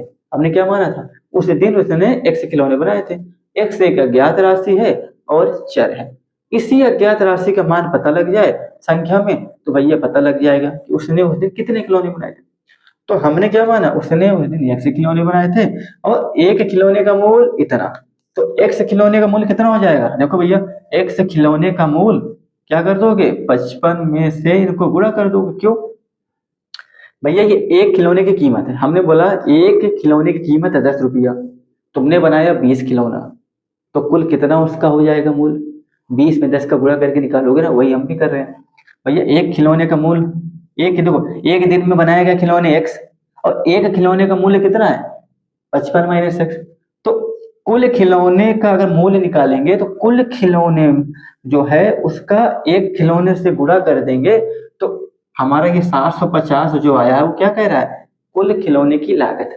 एक खिलौने की लागत इतनी है और कुल खिलौने की लागत में एक खिलौने का गुणा कर देंगे तो टोटल सभी खिलौने की लागत आ जाए, यही दे रखा है। अब इन्हीं को हल करना है और समीकरण के मान x का मान हमें निकालना। चलो कुछ नहीं करना, इसे हल कर लो, x का गुणा इसमें कर दो 55x, ठीक है ना। अब इनका इसमें कर दो एक्स स्क्वायर, कितना हो जाएगा 750 हो जाएगा। चलो आगे कर देते हैं। अब देखो माइनस का एक्स स्क्वायर इधर करो, लाइन से रखो, प्लस का 55x इधर का रख लो, ठीक है ना। अरे 750 क्या करोगे, इधर रख लो, ठीक है ना। अब क्या करोगे 750 इधर लाओ, माइनस का एक्स स्क्वायर 55x प्लस का इधर आएगा तो माइनस का एक्स, ठीक है ना। बराबर में क्या हो जाएगा, हाँ इधर तो जीरो होगा, नहीं तो बराबर लगा है, बराबर का जीरो, माइनस कॉमन ले लो यहाँ से, एक्स स्क्वायर अंदर के चिन्ह क्या हो जाएंगे, बदल जाएंगे, प्लस का क्या हो जाएगा 750। अच्छा ये एक्स नहीं है, सॉरी सॉरी सॉरी, ये तो संख्या है, बराबर कितना हो जाएगा 0। आपने माइनस यहाँ से कॉमन लिया तो माइनस उधर चला जाएगा, अंदर के चिन्ह क्या हो जाएंगे, बदल जाएगा। माइनस वाला प्लस हो गया, प्लस वाला माइनस हो गया, माइनस वाला प्लस हो गया। समीकरण क्या बना, ये बनेगी, ठीक है ना। अब इन्हीं को हम क्या करेंगे हल, कैसे हल करेंगे भैया, इसका जो गुणांक है इसका गुणा किससे कर दोगे, 750, अच्छा से एक का गुणा 7 से 50 में करोगे तो 750 आ जाएगा। अब इसके ऐसे दो टुकड़े करो कि जोड़ने घटाने में 55 आ जाए, गुणा करने में 755। चलो करते हैं, कर लो भैया इनके टुकड़े। 2 तिहाई 6, 2 सते 14, 2 पंचे 10, सही है। 2 तिहाई 6, एक उधर बढ़ा, 2 सते 14, 2 पंचे 10, ठीक है ना। अब ये किससे, अब इससे किससे कटेगा, अब ये 3 से काट दो, 3 एक कम 3, 3 दूनी 6, 3 पचे 15। अब ये 5 से कटेगा, 5 दूनी 10, 5 पचा 25 और 5 पचा 25, 5 एक कम 5। चलो अब इनके दो ऐसे टुकड़े करो कि भैया जोड़ने घटाने में 55 आ जाए। चलो देखते हैं कैसे होगा, देखते हैं। 3 दूनी 6 पंची 30। हाँ देखो, एक तो आप ये ले लो, एक तो आप ये ले लो। 5 तेई 15 दूना 30, 5 बचा 25। अब 25 गुणे 30 भैया 750। अब 25 में 30 जोड़ दो, कितना हो जाएगा 55, ठीक है ना। अब माइनस का ध्यान बाद में देते हैं, पहले जोड़ घटा के देख लो। अब हमें माइनस का 55 चाहिए, हमने क्या बोला, हमेशा बड़ी संख्या के पीछे वाला चिन्ह हम लेते हैं, तो जो हमें चाहिए बड़ी संख्या के पीछे लगा दो भैया, लो। अब माइनस का 55 चाहिए तो जोड़ने की भी दो कंडीशन होती है, एक प्लस प्लस, एक माइनस माइनस। तो प्लस वाला तो होगा नहीं, यहाँ भी माइनस लगा दो, माइनस माइनस प्लस, जोड़ के हो जाएगा 55। और माइनस का चिन्ह पीछे ले गया क्योंकि बड़ी संख्या के पीछे वाला चिन्ह लगता है। तो क्या मिल गया, 25 मिल गया और 30 मिल गया। चलो अब 25 30 हमें मिल गया है, इनको हम क्या करेंगे, हटाएंगे, जगह की शॉर्टेज है। अब 25 30 को लेके यहाँ पर हल करेंगे, ठीक है। इनका आप स्क्रीनशॉट ले लेना, क्या ले लोगे, लो इसका स्क्रीनशॉट ले लो, आगे चलते हैं, ठीक है ना। 25 30 का कॉम्बिनेशन बना है, अब इसको आगे करते हैं, ठीक है। चलो 25 30 का कॉम्बिनेशन बना है, अब इसको आगे, अब इनको ऊपर लिख लेते हैं, लिख लो भैया इनको, x की घात 2 और माइनस का 55x और प्लस का 750, ठीक है ना। और हमारा बना क्या है, 25 और 30 का बना है। चलो इन्हें मिटा देते हैं, अब कर दो इन्हें भैया, यहाँ लिखो x की घात 2 अब माइनस का 30x माइनस का 25x और प्लस का 750 बराबर का 0। अब इन्हें हल कर लो, यहाँ से x कॉमन ले लो, क्या बचेगा, यहाँ बचेगा x माइनस 30, यहाँ से माइनस 25 कॉमन ले लो, क्या बचेगा x माइनस 25 नहीं 75 30 बराबर का 0। ये अब इनमें क्या कॉमन है, इनमें क्या कॉमन है बच्चा, इसमें ये और ये कॉमन है तो इसको ले लो। x माइनस 30 से कॉमन आपने बाहर ले लिया, क्या बचा x माइनस 25 बराबर का 0, ठीक है ना। एक बार ये 0 कर दो, x माइनस 30 बराबर 0, तो x बराबर 30। एक बार ये वाला 0 कर दो, x माइनस 25 बराबर 0, तो x बराबर 25, ठीक है ना। दो कंडीशन आपको मिल गई। अच्छा हमसे पूछा क्या है, पूछा है कि हाँ उस दिन बनाए गए खिलौने की संख्या हमें ज्ञात करें। तो भाई साहब या तो उस दिन उसने 30 खिलौने बनाए होंगे या तो उसने 25 खिलौने बनाए होंगे, ठीक है ना।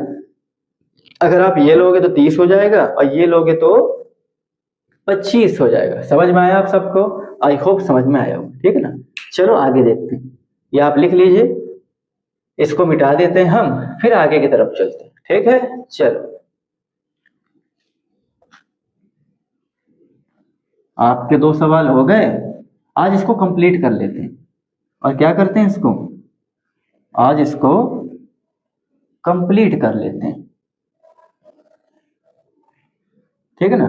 चलो अगला सवाल पढ़ते हैं, क्या दे रखा है। अगला हमें ये दे रखा है, ऐसी 2 संख्याएं ज्ञात कीजिए जिनका योग 27 है और जिनका गुणनफल 182, ठीक है ना। हमसे क्या कह रहा है कि ऐसी दो संख्या ज्ञात कीजिए कि जिनका क्या दे रखा है, जिनका योग 27 है। योग मतलब अब वही शब्द आ रहे जो हमने तुमको समझा रखा है सब। क्या कह रहा है, ऐसी दो संख्या ज्ञात कीजिए। तो हम मानेंगे क्या कि भैया माना पहली संख्या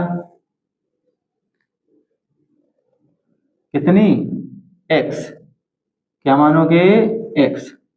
कह रहा है ऐसी दो संख्या आप बता दो जिनका योग, हमने सब अभी शुरू में बता रखा है, योग मतलब जोड़, जोड़ को ही योग बोलते हैं। अब उसने योग बोल दिया, बच्चों को आपस में डाल दिया ना, समस्या यही तो पैदा करते हैं। अब ऐसी दो संख्या कह रहे पूछ बता रहा है कि जिनका योग कितना है, 27 है। मतलब जोड़ देंगे अगर तो 27 है। तो भैया अगर 27 में से एक संख्या हमने x मान ली तो दूसरी क्या होगी, 27 में से पहली को घटा दोगे तो दूसरी मिल जाएगी। अगर हमने माना कि भैया 27 में से एक संख्या 10 है तो दूसरी कैसे निकालोगे, 27 में 10 घटाओगे तो जो क्या बचेगा, 17 क्या हो जाएगी, दूसरी हो जाएगी। वही यहाँ भी करेंगे। अगर पहली संख्या x है तो दूसरी क्या हो जाएगी, दूसरी क्या हो जाएगी भैया 27 और दोनों का जोड़, तो दूसरे में से पहला घटा दोगे तो दूसरी क्या हो जाएगी, 27 माइनस एक्स। ठीक है ना। अब क्या कह रहे हैं कि जो और उनका गुणनफल 182। गुणनफल मतलब कि भैया, गुणनफल मतलब क्या होता है कि भैया दोनों का गुणा कर दो, दोनों का क्या कर दो गुणा, उसके बाद जो फल निकल के आता है 182, ये क्या होता है, गुणनफल है। कह रहे दोनों का गुणा कर दो, गुणा के बाद जो उनका फल निकल के आ रहा है वो कितना है, 182। यही सवाल पे दे रखा है। चलो कर लेते हैं। अब कुछ नहीं से सरल कर लो, इसका यहाँ कर दो 27x, यहाँ कर दो माइनस का एक्स स्क्वायर, और बराबर का क्या है 182। चलो इसको इधर ले आओ, 27x माइनस का एक्स स्क्वायर, ये इधर आएगा तो माइनस का 182, पूरे के बराबर क्या हो जाएगा, 0 हो जाएगा। ठीक है ना। चलो अब क्या करोगे, पहले इनको इनको एक सिस्टमेटिक ढंग से लिखो ना, जैसे व्यापक पद हमारा होता है। पहले कौन सा पद आता है, x की घात 2 वाला। चलो फिर कौन सा आता है, x की घात वाला। फिर कौन सा आता है, अचर पद वाला। लो भैया लिख लिया, लिख लिया, हाँ बिल्कुल लिख लिया हम। अब देखो भैया यहाँ से माइनस कॉमन ले लो, माइनस कॉमन लोगे तो क्या बचेगा अंदर, x की घात 2, प्लस वाला माइनस में बदल जाएगा, माइनस वाला प्लस में बदल जाएगा, बराबर का 0। अब माइनस को उधर ले जाओ तो 0 हो जाएगा। तो यहाँ बचेगा क्या, देखो x की घात 2 माइनस का 27x और प्लस का 182 बराबर 0। ध्यान देना, माइनस उधर चला जाएगा तो x की घात 2 माइनस का 27x प्लस का 182। ठीक है ना। अब क्या करोगे, एक्स स्क्वायर का जो गुणांक है 1, इसका गुणा अचर पद में कर दो, 1 का गुणा अचर पद में करोगे तो भैया 182 आएगा। अब इसका गुणनखंड कर लो, क्या कर लो, गुणनखंड कर लो। 2 9 18, 2 1 कम 2, 7 1 कम 7, 7 3 21, 13 1 कम 13। ठीक है ना। अब क्या करना है, इसके ऐसे दो टुकड़े करो कि भैया गुणा करने में तो 182 आ जाए और जोड़ने घटाने पे 27। चलो भैया एक ये बना लिया, एक ये बना लिया, 14 गुणे 13 कितना हो गया, 182। अब 14 में तुम 13 जोड़ दोगे कितना हो जाएगा, 27 हो जाएगा। अब माइनस का 27 चाहिए तो बड़ी संख्या के पीछे लगा दो माइनस, इधर भी माइनस लगा दो, क्योंकि माइनस माइनस का क्या होता है, प्लस होता है, जोड़ के 27 आएगा। और चिन्ह बड़ी के पीछे वाले लगाते हैं तो मैं लगाता हूँ। तो एक -14 लोग, एक माइनस का 13। ठीक है ना। अब इसे हल कर लेते हैं। चलो अब इसे क्या कर लेते हैं हल, माइनस का 14 और माइनस का 13। चलो रख देते हैं, इन चीजों को यहाँ रख दे रहे हैं हम। देखो आप इनको यहाँ कर लेना, x की घात 2 और क्या करोगे, माइनस का 14x माइनस का 13x और प्लस का 182 बराबर 0।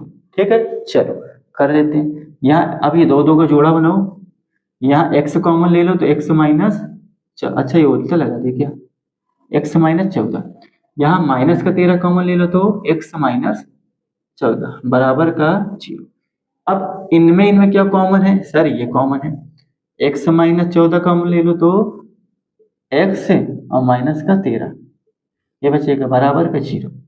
एक बार ये वाला 0 कर दो, x बराबर कितना हो जाएगा 14। एक बार ये वाला 0 कर दो, x बराबर कितना हो जाएगा 13। ठीक है ना। और हमसे पूछा, अच्छा पहली संख्या पूछा था, जब आप 14 रखोगे तो दूसरी संख्या कितनी निकल के आ जाएगी, 13। जब आप 13 रखोगे तो दूसरी संख्या कितनी निकल के आ जाएगी, 14। ठीक है ना, ये तो कर ही लोगे, रख के देख लो। x बराबर 14 लोगे तो ये तो पहली संख्या है ना, दूसरी कितनी हो जाएगी, 13। जब x बराबर 13 रखोगे दूसरी कितनी हो जाएगी, 14। क्लियर है। चलो ये आप ले लो, स्क्रीनशॉट ले लो, आगे चलते हैं। ठीक है, चलो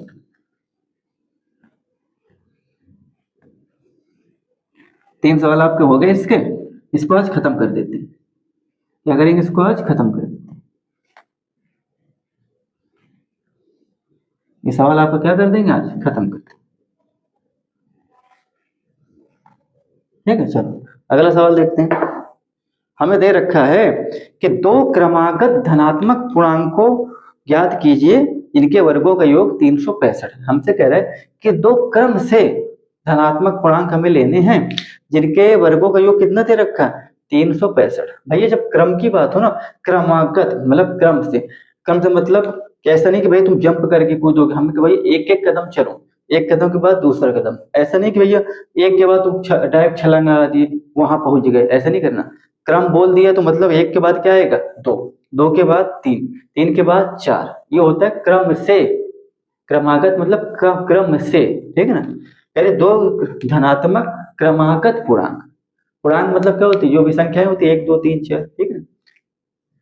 क्या कह रहे हैं कि दो क्रमागत धनात्मक पूर्णांकों का वर्गों का योग कितना है, वर्गों का योग 365 है। तो मान लो अगर क्रम से है तो भैया पहली क्रमागत संख्या क्या हो जाएगी, क्रमागत संख्या लोगी तो पहली संख्या क्रमागत दो, तो पहली संख्या माना पहली संख्या कितनी हो जाएगी, क्रमागत, क्रमागत की बात हो रही है ना क्रम से, x, तो दूसरी ऑटोमेटिक क्या हो जाएगी, भैया एक कदम चलेंगे ना तो x के बाद एक कदम चल दिए, x+1 होगी। अब इनके वर्गों का योग 365 है। वर्ग का मतलब क्या होता है आप समझ लो, अगर कोई संख्या 2 है, हमने बोल दी भैया इनका वर्ग कर दो, वर्ग का मतलब होता है इस संख्या का ऊपर 2 की घात लगा देंगे। क्या लगा देंगे, इस संख्या के ऊपर 2 की घात। आपने बोले भैया 3 है, इसका वर्ग कर दो, तो 3 के ऊपर 2 का घात लगा दो। भैया 4 है, 4 का वर्ग कर दो, तो 4 के ऊपर 2 का घात। अच्छा इन 2 का घात का मतलब क्या होता है, इनका मतलब बच्चे ये होता है कि जो दी हुई संख्या है ना, इनका 2 बार गुणा करना है। कितनी बार, 2 बार गुणा करना है। जो दी हुई संख्या है ना बच्चे, इनका मतलब होता है कि इस संख्या का 2 बार गुणा करना होता है। जैसे इस संख्या का 2 बार गुणा करना होता है, 2 का कर दो 2 बार, इसका 2 बार कर दो, इसका 2 बार कर दो। समझ में आया, ठीक। हमसे कह रहे हैं इनका वर्ग, वर्ग मतलब कि उस संख्या के ऊपर 2 की घात लगा के रख दो। कितने की घात, 2 की घात। चलो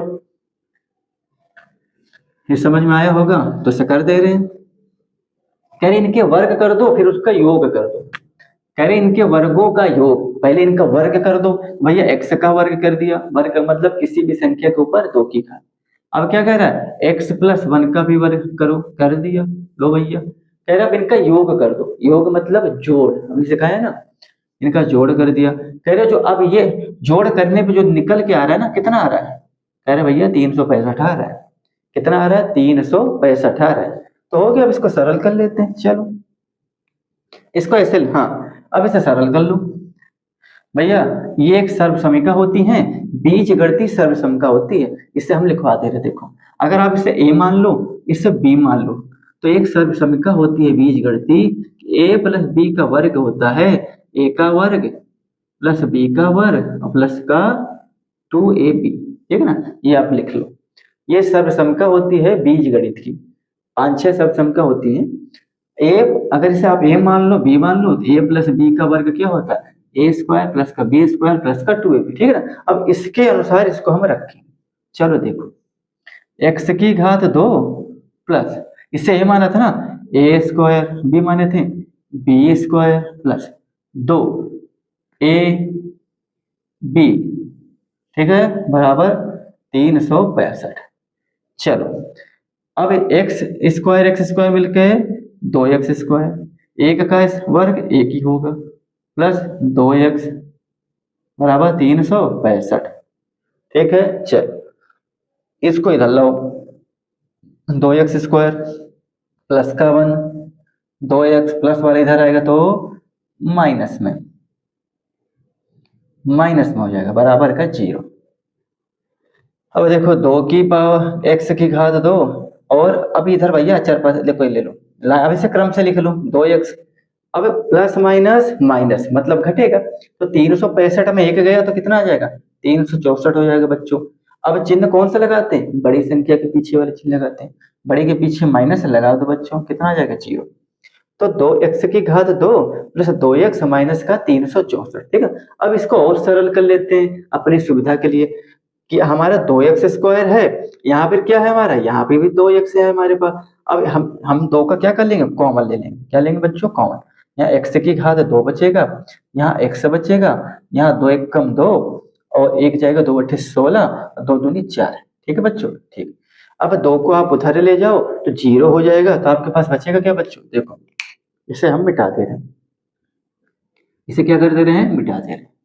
देखो अब आपके पास अगर आप इस 2 को बराबर के उधर ले जाओगे तो 0/2 हो जाएगा, और 0/2 क्या होता है, 0। आपके पास बचेगा क्या बच्चा, देखो x की घात 2 बचेगा, और प्लस का x बचेगा, और माइनस का 182, ये बचेगा बच्चों आपके पास, ठीक है ना। अब 100, अब क्या करेंगे, इनका गुणांक 1 होता है, इनका गुणा अचर पद से कर दो, 182 आएगा। इसका आप क्या कर लो, गुणनखंड कर लो, कर लेते हैं, चलो 9 9 18, 2 एक कम 2, किससे कटेगा ये, 7 एक कम 7, 7 3 21, 13 एक कम 13, ठीक है ना। चलो अब इसके ऐसे 2 टुकड़े करो कि भैया गुणा करने में तो 182 आ जाए, लेकिन जोड़ने घटाने में ये वाला पद मिलना चाहिए। अब जिसके पीछे कोई संख्या ना हो तो 1 मानते हैं, तो मतलब जोड़ने घटाने में क्या मिलना चाहिए, 1 मिलना चाहिए। चलो हमने ये बना दिया, 7 दूना 14, 1 13 ले लिया, 14 गुणे 13 कितना होगा, 182। अब 14 में 13 घटा दो तो 1, अब प्लस का 1 चाहिए ना हमको, देखो प्लस लगाए तो भैया बड़ी संख्या को प्लस कर दो, क्योंकि जो चिन्ह हमें चाहिए वो बड़ी संख्या के पीछे लगा दो, बड़ी संख्या के पीछे वाला ही चिन्ह क्या होता है, लगाता है। चलो अब यहाँ माइनस लगा दो, 14 में 13 गया 1, बड़ी संख्या के पीछे वाले चिन्ह लगाते, ठीक है। प्लस का 14 और माइनस का 13, 2 हमें मिल गए। चलो ये हटा देना, अब इनको हम हल करेंगे, ठीक है। प्लस का 14 और माइनस का 13, चलो इन्हें हल करते हैं, रख दो भैया, x की घात 2 और प्लस का 14x और माइनस का 13x और माइनस का 182 बराबर का 0। चलो 2 2 का जोड़ा बना लो, इसमें x कॉमन ले लो, तो x प्लस 14 बन जाएगा, इसमें माइनस 13 कॉमन ले लो तो इसमें क्या बचेगा, माइनस माइनस का प्लस है, x माइनस 14 बचेगा, माइनस माइनस का प्लस हो जाएगा ना, x प्लस 14 और बराबर का क्या हो जाएगा 0, ठीक है ना। थोड़ा जगह शॉर्ट होगी। अब देखो इसमें क्या कॉमन है, इसमें ये कॉमन है, ये ले लो, x प्लस 14 और क्या बचेगा, x माइनस 13 बराबर का 0। एक बार ये बराबर 0 कर दो तो x बराबर माइनस 14, एक बार ये वाला 0 कर दो, x बराबर प्लस का 13। हमने कि देखो कभी भी ऋणात्मक संख्या को हम नहीं लेते, यह आपको ध्यान में बैठाना, क्योंकि ऋणात्मक ना तो आयु होती है ना तो संख्या। देखो हमने पूछा क्या, ना तो संख्या होती है और ना ही तुम्हारा चाल होती है, ना लंबाई होती है, ठीक है ना। तो ऋणात्मक को हम क्या करते हैं, छोड़ देते हैं। तो x का मान तुम क्या लोगे, 13। पहली संख्या हमने x मानी थी तो पहली क्या हो जाएगी 13, दूसरी कितनी मानी थी, x प्लस 1, कितनी हो जाएगी 13 प्लस 1 बराबर 14। दूसरी संख्या कितनी हो जाएगी 14, कितनी हो जाएगी 14, ठीक है ना। ये आप लिख लो, ठीक है ना। चलो लिख ले, स्क्रीनशॉट ले लो, आगे बता देते हैं। ये आपका हो गया। चलो अगला सवाल देखेंगे क्या है, फिर चलेंगे, ठीक है। अगला सवाल देख लेते क्या है आपका। चलो अगला सवाल क्या कह रहा है, आज इसको खत्म ही कर लेते हैं, ठीक है ना। आज क्या करेंगे, इसको कंप्लीट कर लेते हैं। अगला क्या दे रखा है आपका कि एक समकोण त्रिभुज की ऊंचाई उसके आधार से 7 सेंटीमीटर कम है। कम, अंतर, ये सब क्या बताया था हमने, घटाना की पहचान है, ठीक है ना। एक समकोण त्रिभुज पहले देखो, ऐसा त्रिभुज जिसका एक कोण कितने अंश का हो, 90 अंश का, उसे क्या बोलते हैं, समकोण त्रिभुज। ये ऐसे बनता है, बड़ी भुजा को क्या बोलते हैं, कर्ण, और इसको आधार, जिस पे चीज टिकी हो, आधार, इसे क्या बोलते हैं, लंब या फिर ऊंचाई, ठीक है ना। ये एक समकोण त्रिभुज है।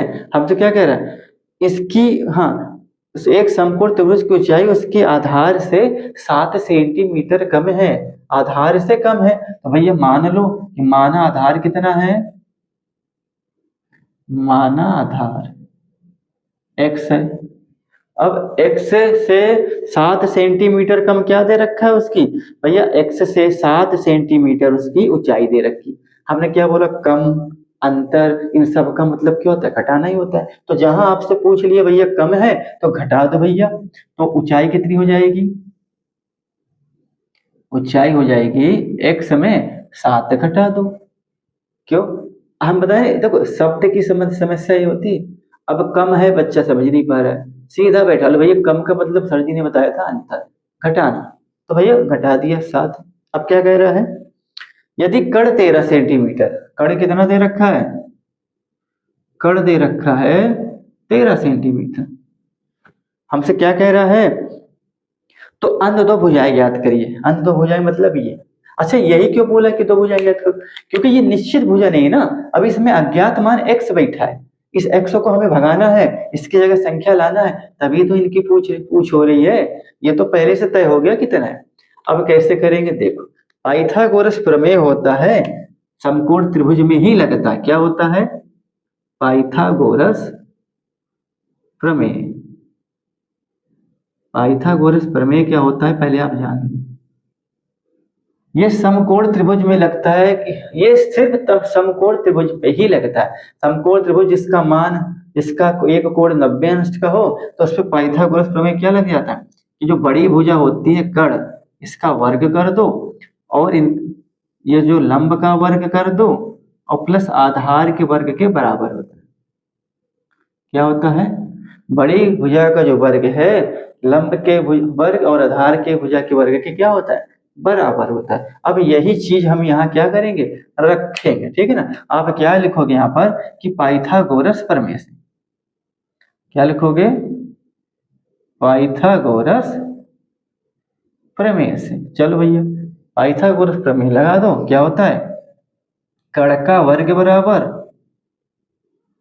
लंब का वर्ग प्लस आधार का वर्ग, ठीक है ना। जैसे दिया है वैसा हम लगा देंगे।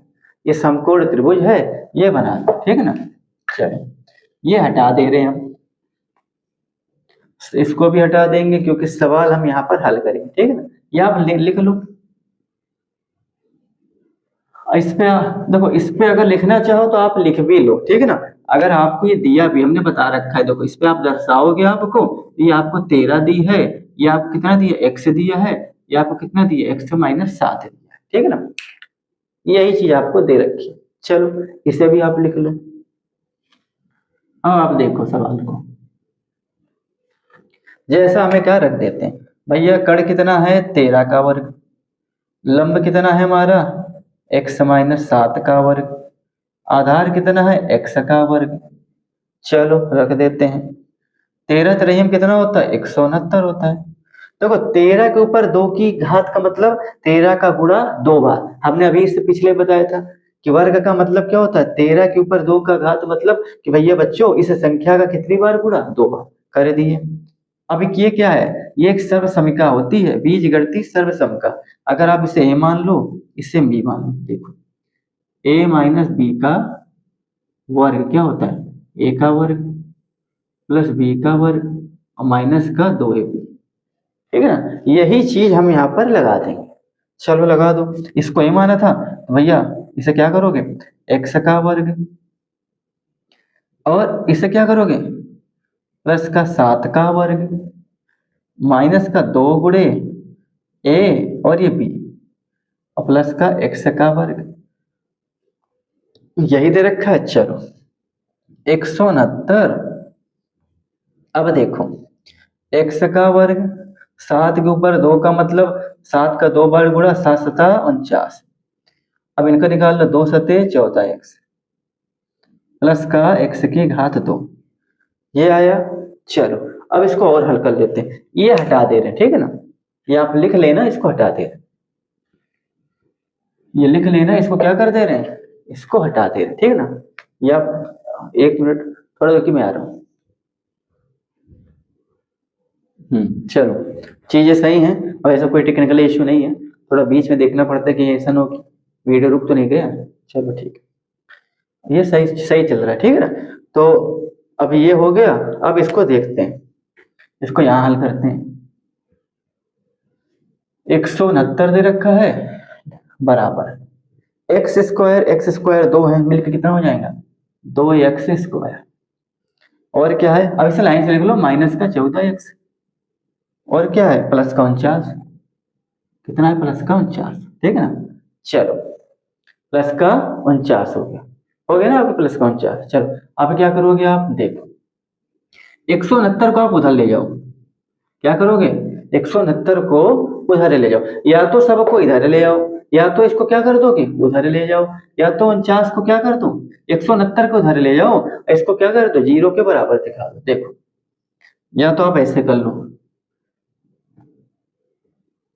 या तो आप ऐसे कर लो, या तो ऐसे कर लो, ठीक है। चलो दोनों तरफ से सही। अब 169 यहाँ है, आप इसको इधर ले जाओ, या तो सबको इधर ले आओ, क्योंकि भैया बराबर में हमें इतना दे रखा है ना लम। हाँ अब क्या करोगे, देखो 2x² और माइनस का 14x और प्लस का 49, ये इधर का होगा माइनस का 169 हो जाएगा, ठीक है ना। अच्छा हमने ऐसा क्यों लिखो, आप इसको लंब प्लस आधार वर्ग बराबर में कड़ वर्ग स्क्वायर लिख सकते हो ना इसे, या तो इसको या इसके बराबर ये लिख दो, या तो ये बराबर आप लिख दो, बात तो बराबर है। चलो क्या हो जाएगा 2 की घात x² और माइनस का 14x और प्लस का 49, और ये हो जाएगा माइनस का 169 बराबर 0 बराबर 0। अब घटा दो, 169 में 49 गया, ये घटा के देख लो, 9 में 9 गया 0, 16 में 4 गए 12, 120 आया। और माइनस के 120 आएगा क्योंकि बड़ी संख्या के पीछे वाले चिन्ह लगाते हैं, बड़े के पीछे वाले लगाते हैं ना। चलो तो भैया हमें यहाँ से क्या मिल गया, देखो यहाँ से मिल गया 2 की घात x² माइनस का 14x, ये कितना मिल गया माइनस का 120 बराबर का 0, यही मिला। हाँ यही मिला आपको। चलो अब भैया 2 कॉमन ले लो, कितना बचेगा x की घात 2 माइनस का 7x और माइनस का 2 छंगा 12, कितना बच जाएगा 0, 2 उधर ले जाओ 0 हो जाएगा, x² 2 माइनस का 7x और माइनस का 60 बराबर 0, ठीक है। चलो अब भैया इनका जो गुणांक है इसका गुणा कर दो 60 से। अब 60 के 2 ऐसे टुकड़े कर दो कि कितना आना चाहिए, जोड़ घटाने में 7 आ जाए और भैया गुणा करने पे 60 आ जाए। हम इधर कर ले रहे हैं, ये ध्यान देना ठीक है बच्चों। 60 का आप कर दो, 2 त्याई 6, 2 एकम 2, 3 पचे 15, 5 एकम 5, ठीक है ना। अब क्या बन गया बच्चों, देखो क्या बन गया ये, अब आप ये देख लो 3 दूनी 6 दूनी 12। अब इसका बनेगा कैसे, 2 टुकड़े कैसे करोगे, 3 दूनी 6 दूनी 12, 5 ये अलग, 12 और 5 का बन गया, 12 गुणे 5 कितना होता है, 12 पंचे 60 होता है। अब 12 में 5 घटा दो तो 7 आएगा, 7 आएगा ना। अब माइनस का 7 लाना है तो भैया बड़ी संख्या के पीछे माइनस लगा दो, छोटी के पीछे 5 लगा दो। क्यों, हमेशा बड़ी संख्या के पीछे वाले चिन्ह लेते हैं, तो भैया हमें जो लेना है हम बड़े के पीछे लगा दें। अब -12 + 5 हमारे क्या बन गया, गुणनखंड के टुकड़े। अब इसको रख देंगे, रख दो। चलो -12 और प्लस का 5 ये रख दो, x की घात 2 माइनस का 12x और प्लस का 5x और माइनस का 60, ठीक है ना, बराबर का 0। यहां से तुम क्या ये दोनों जोड़ा बनाओगे, इनको इधर कर देंगे, ठीक है बच्चों। थोड़ा सा ये आप लिख लीजिए, तो स्क्रीनशॉट ले लीजिए, इनको हम इधर कर देंगे, ठीक है। चलो ये इतने में आ जाएगा, ज्यादा नहीं मिटाएंगे, ये आपका इतने पे आ जाएगा। इतने में क्या हो जाएगा, आ जाएगा। ठीक है, चलो देखो दो जो का जोड़ा लिया, x कॉमन लोगे तो x माइनस 12, यहाँ प्लस का 5 कॉमन लोगे तो x माइनस 12 बराबर का 0, बराबर का 0 होगा। ठीक ना, देखो ये बराबर का क्या होगा, 0। सवाल बिठा देते हैं।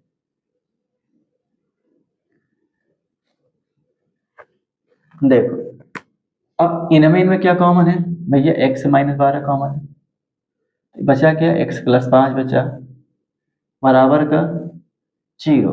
तो एक बार ये 0 कर दो तो x बराबर 12 आ गया, एक बार ये 0 कर दो x बराबर माइनस 5 आ गया। अब भैया ऊंचाई और लंबाई कभी माइनस में नहीं होती, तो ऋणात्मक वाली वैल्यू छोड़ देंगे तो x बराबर कितना है, 12, और यही हमारा क्या आ जाएगा, हमारी ये आधार आ जाएगा। ठीक है ना, हमसे पूछा क्या है, हमसे ये पूछा था कि हाँ तो अन्य दो भुजाएं ज्ञात कीजिए।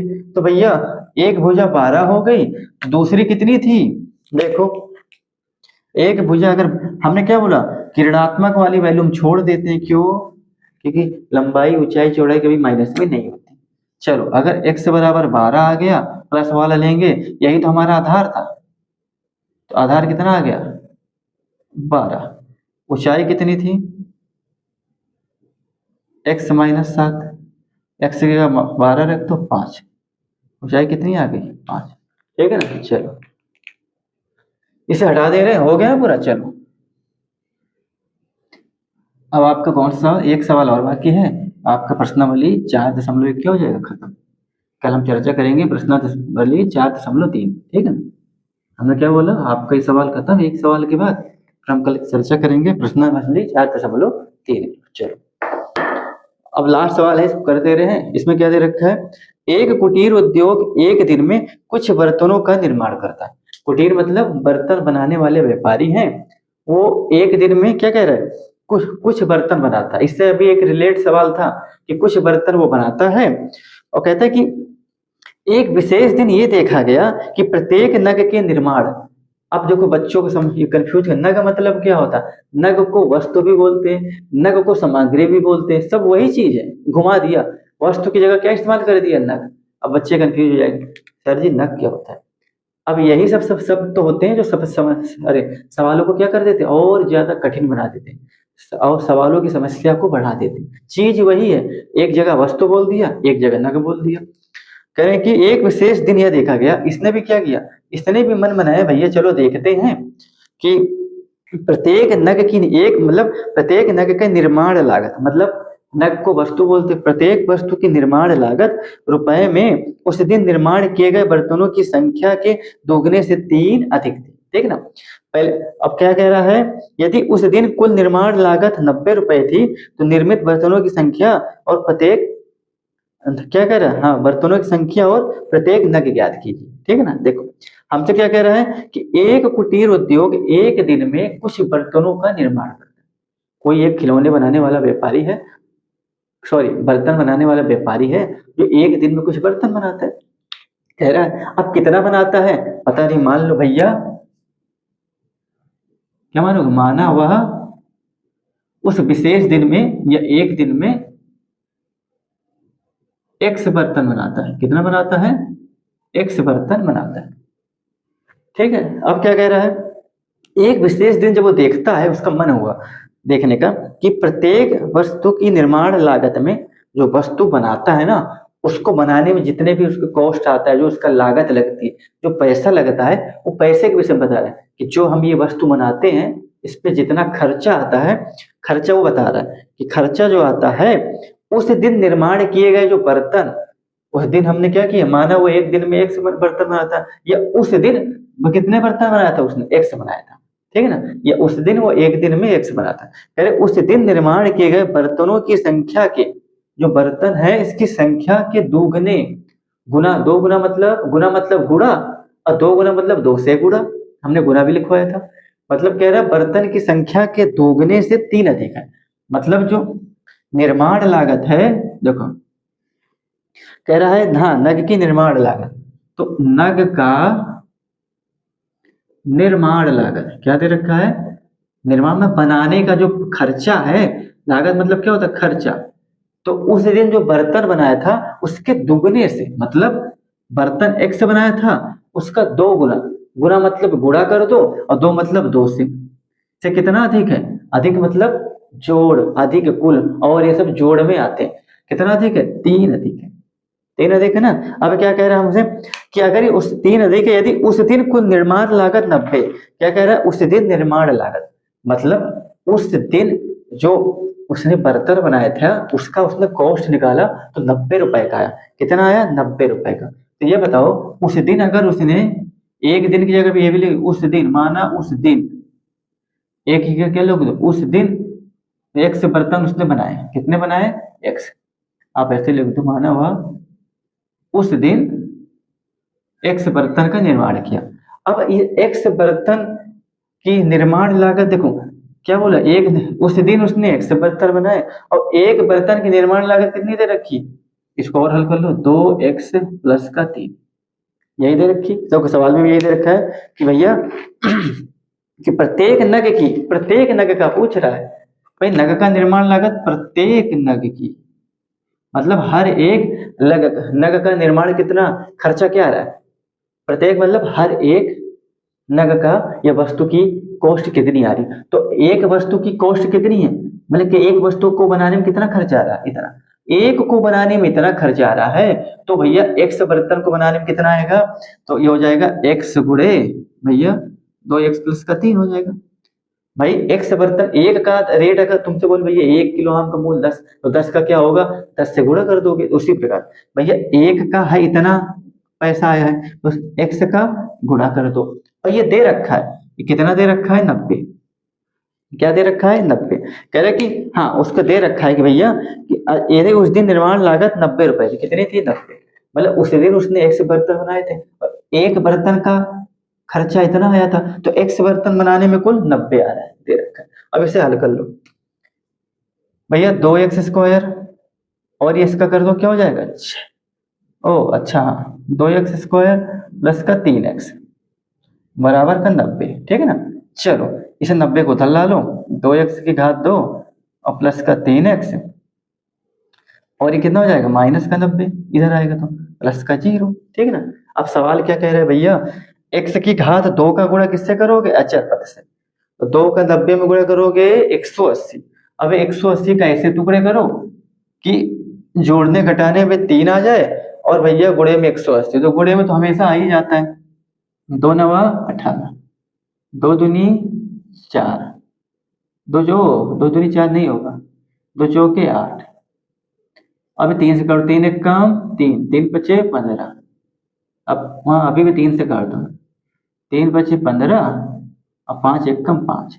अब ऐसे यहाँ से 2 टुकड़े लो कि भैया जोड़ने घटाने में क्या आ जाए, 3 आ जाए, ले लेते भैया, 5 3 15, 3 दूनी 6 दूनी 12, एक ये 15 बन गया, एक ये 12 बने, तो 12 और 15 का गुणा 180। अब 15 में से 12 घटा दोगे तो भैया 3, अब प्लस का 3 चाहिए, तो हमेशा बड़ी संख्या के पीछे तुम चिन्ह लगाओ जो तुम्हें जरूरत हो, क्योंकि बड़ी संख्या के पीछे वाला चिन्ह ही जो संख्या हल करके निकालते हैं उस पर लगता है। भैया प्लस लगा दो 15 पे क्योंकि प्लस चाहिए, 12 लगा दो में लगा दो माइनस, घटा दो 3, बड़ी संख्या के पीछे वाला चिन्ह लगा दो, 15 प्लस का माइनस का 12, ये हमारा बन गया। चलो इसे हल करते हैं,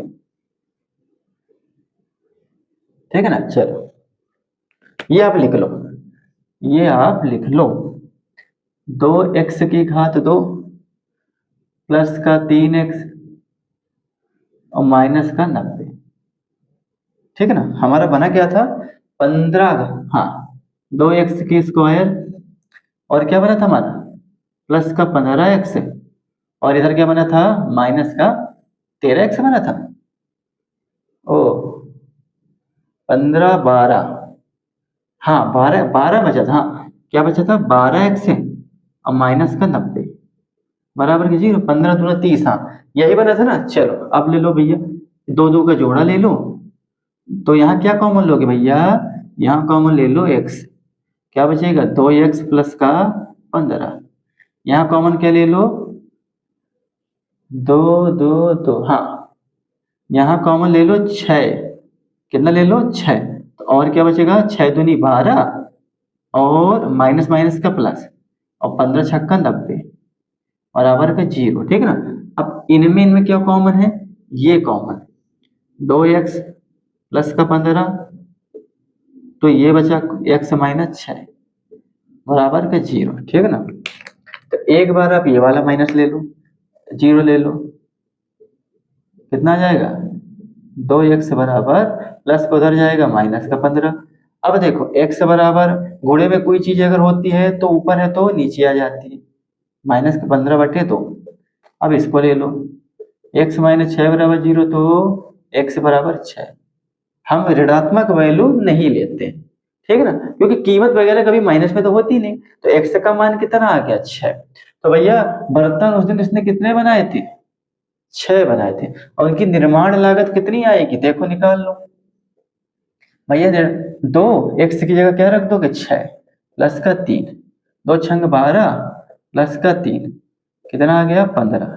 तो मतलब एक वस्तु का बनाने में कितना खर्चा आया था, 15। एक वस्तु को बनाने में 15 का खर्चा आया था, और उसी दिन उसने बर्तन कितने बनाए थे, 6 बनाए थे। उत्तर की जांच कैसे करोगी भैया, एक का कीमत 15 है, 6 वस्तु उसने बनाए थे, तो कितने रुपए का उसने बनाया, एक को 6 में बनाया तो भैया 15 को, देखो एक को 15 पे बनाया तो 6 को कितने रुपए बनाएगा, 15 छक्का 90, यही दे रखा है, मानेगा कि नहीं। चलो ठीक, आपका 4.2 खत्म हो गया है, और मैं आशा करता हूँ आपको समझ में आ गया, ठीक है ना। बीच में थोड़ा टेक्निकल इश्यू हो गया था, हमने सही कर दिया था, तो वीडियो में थोड़ा रोकनी पड़ गई थी। अब इन दोनों वीडियो को आपस में क्या कर देंगे, ऐड कर देंगे, ठीक है ना। आज के लिए इतना ही लिए, आज के लिए इतना ही। कल हम आपसे फिर मिलेंगे, और कल हम पढ़ाएंगे 4.3 प्रश्नावली, ठीक है। तब तक के लिए राधे राधे।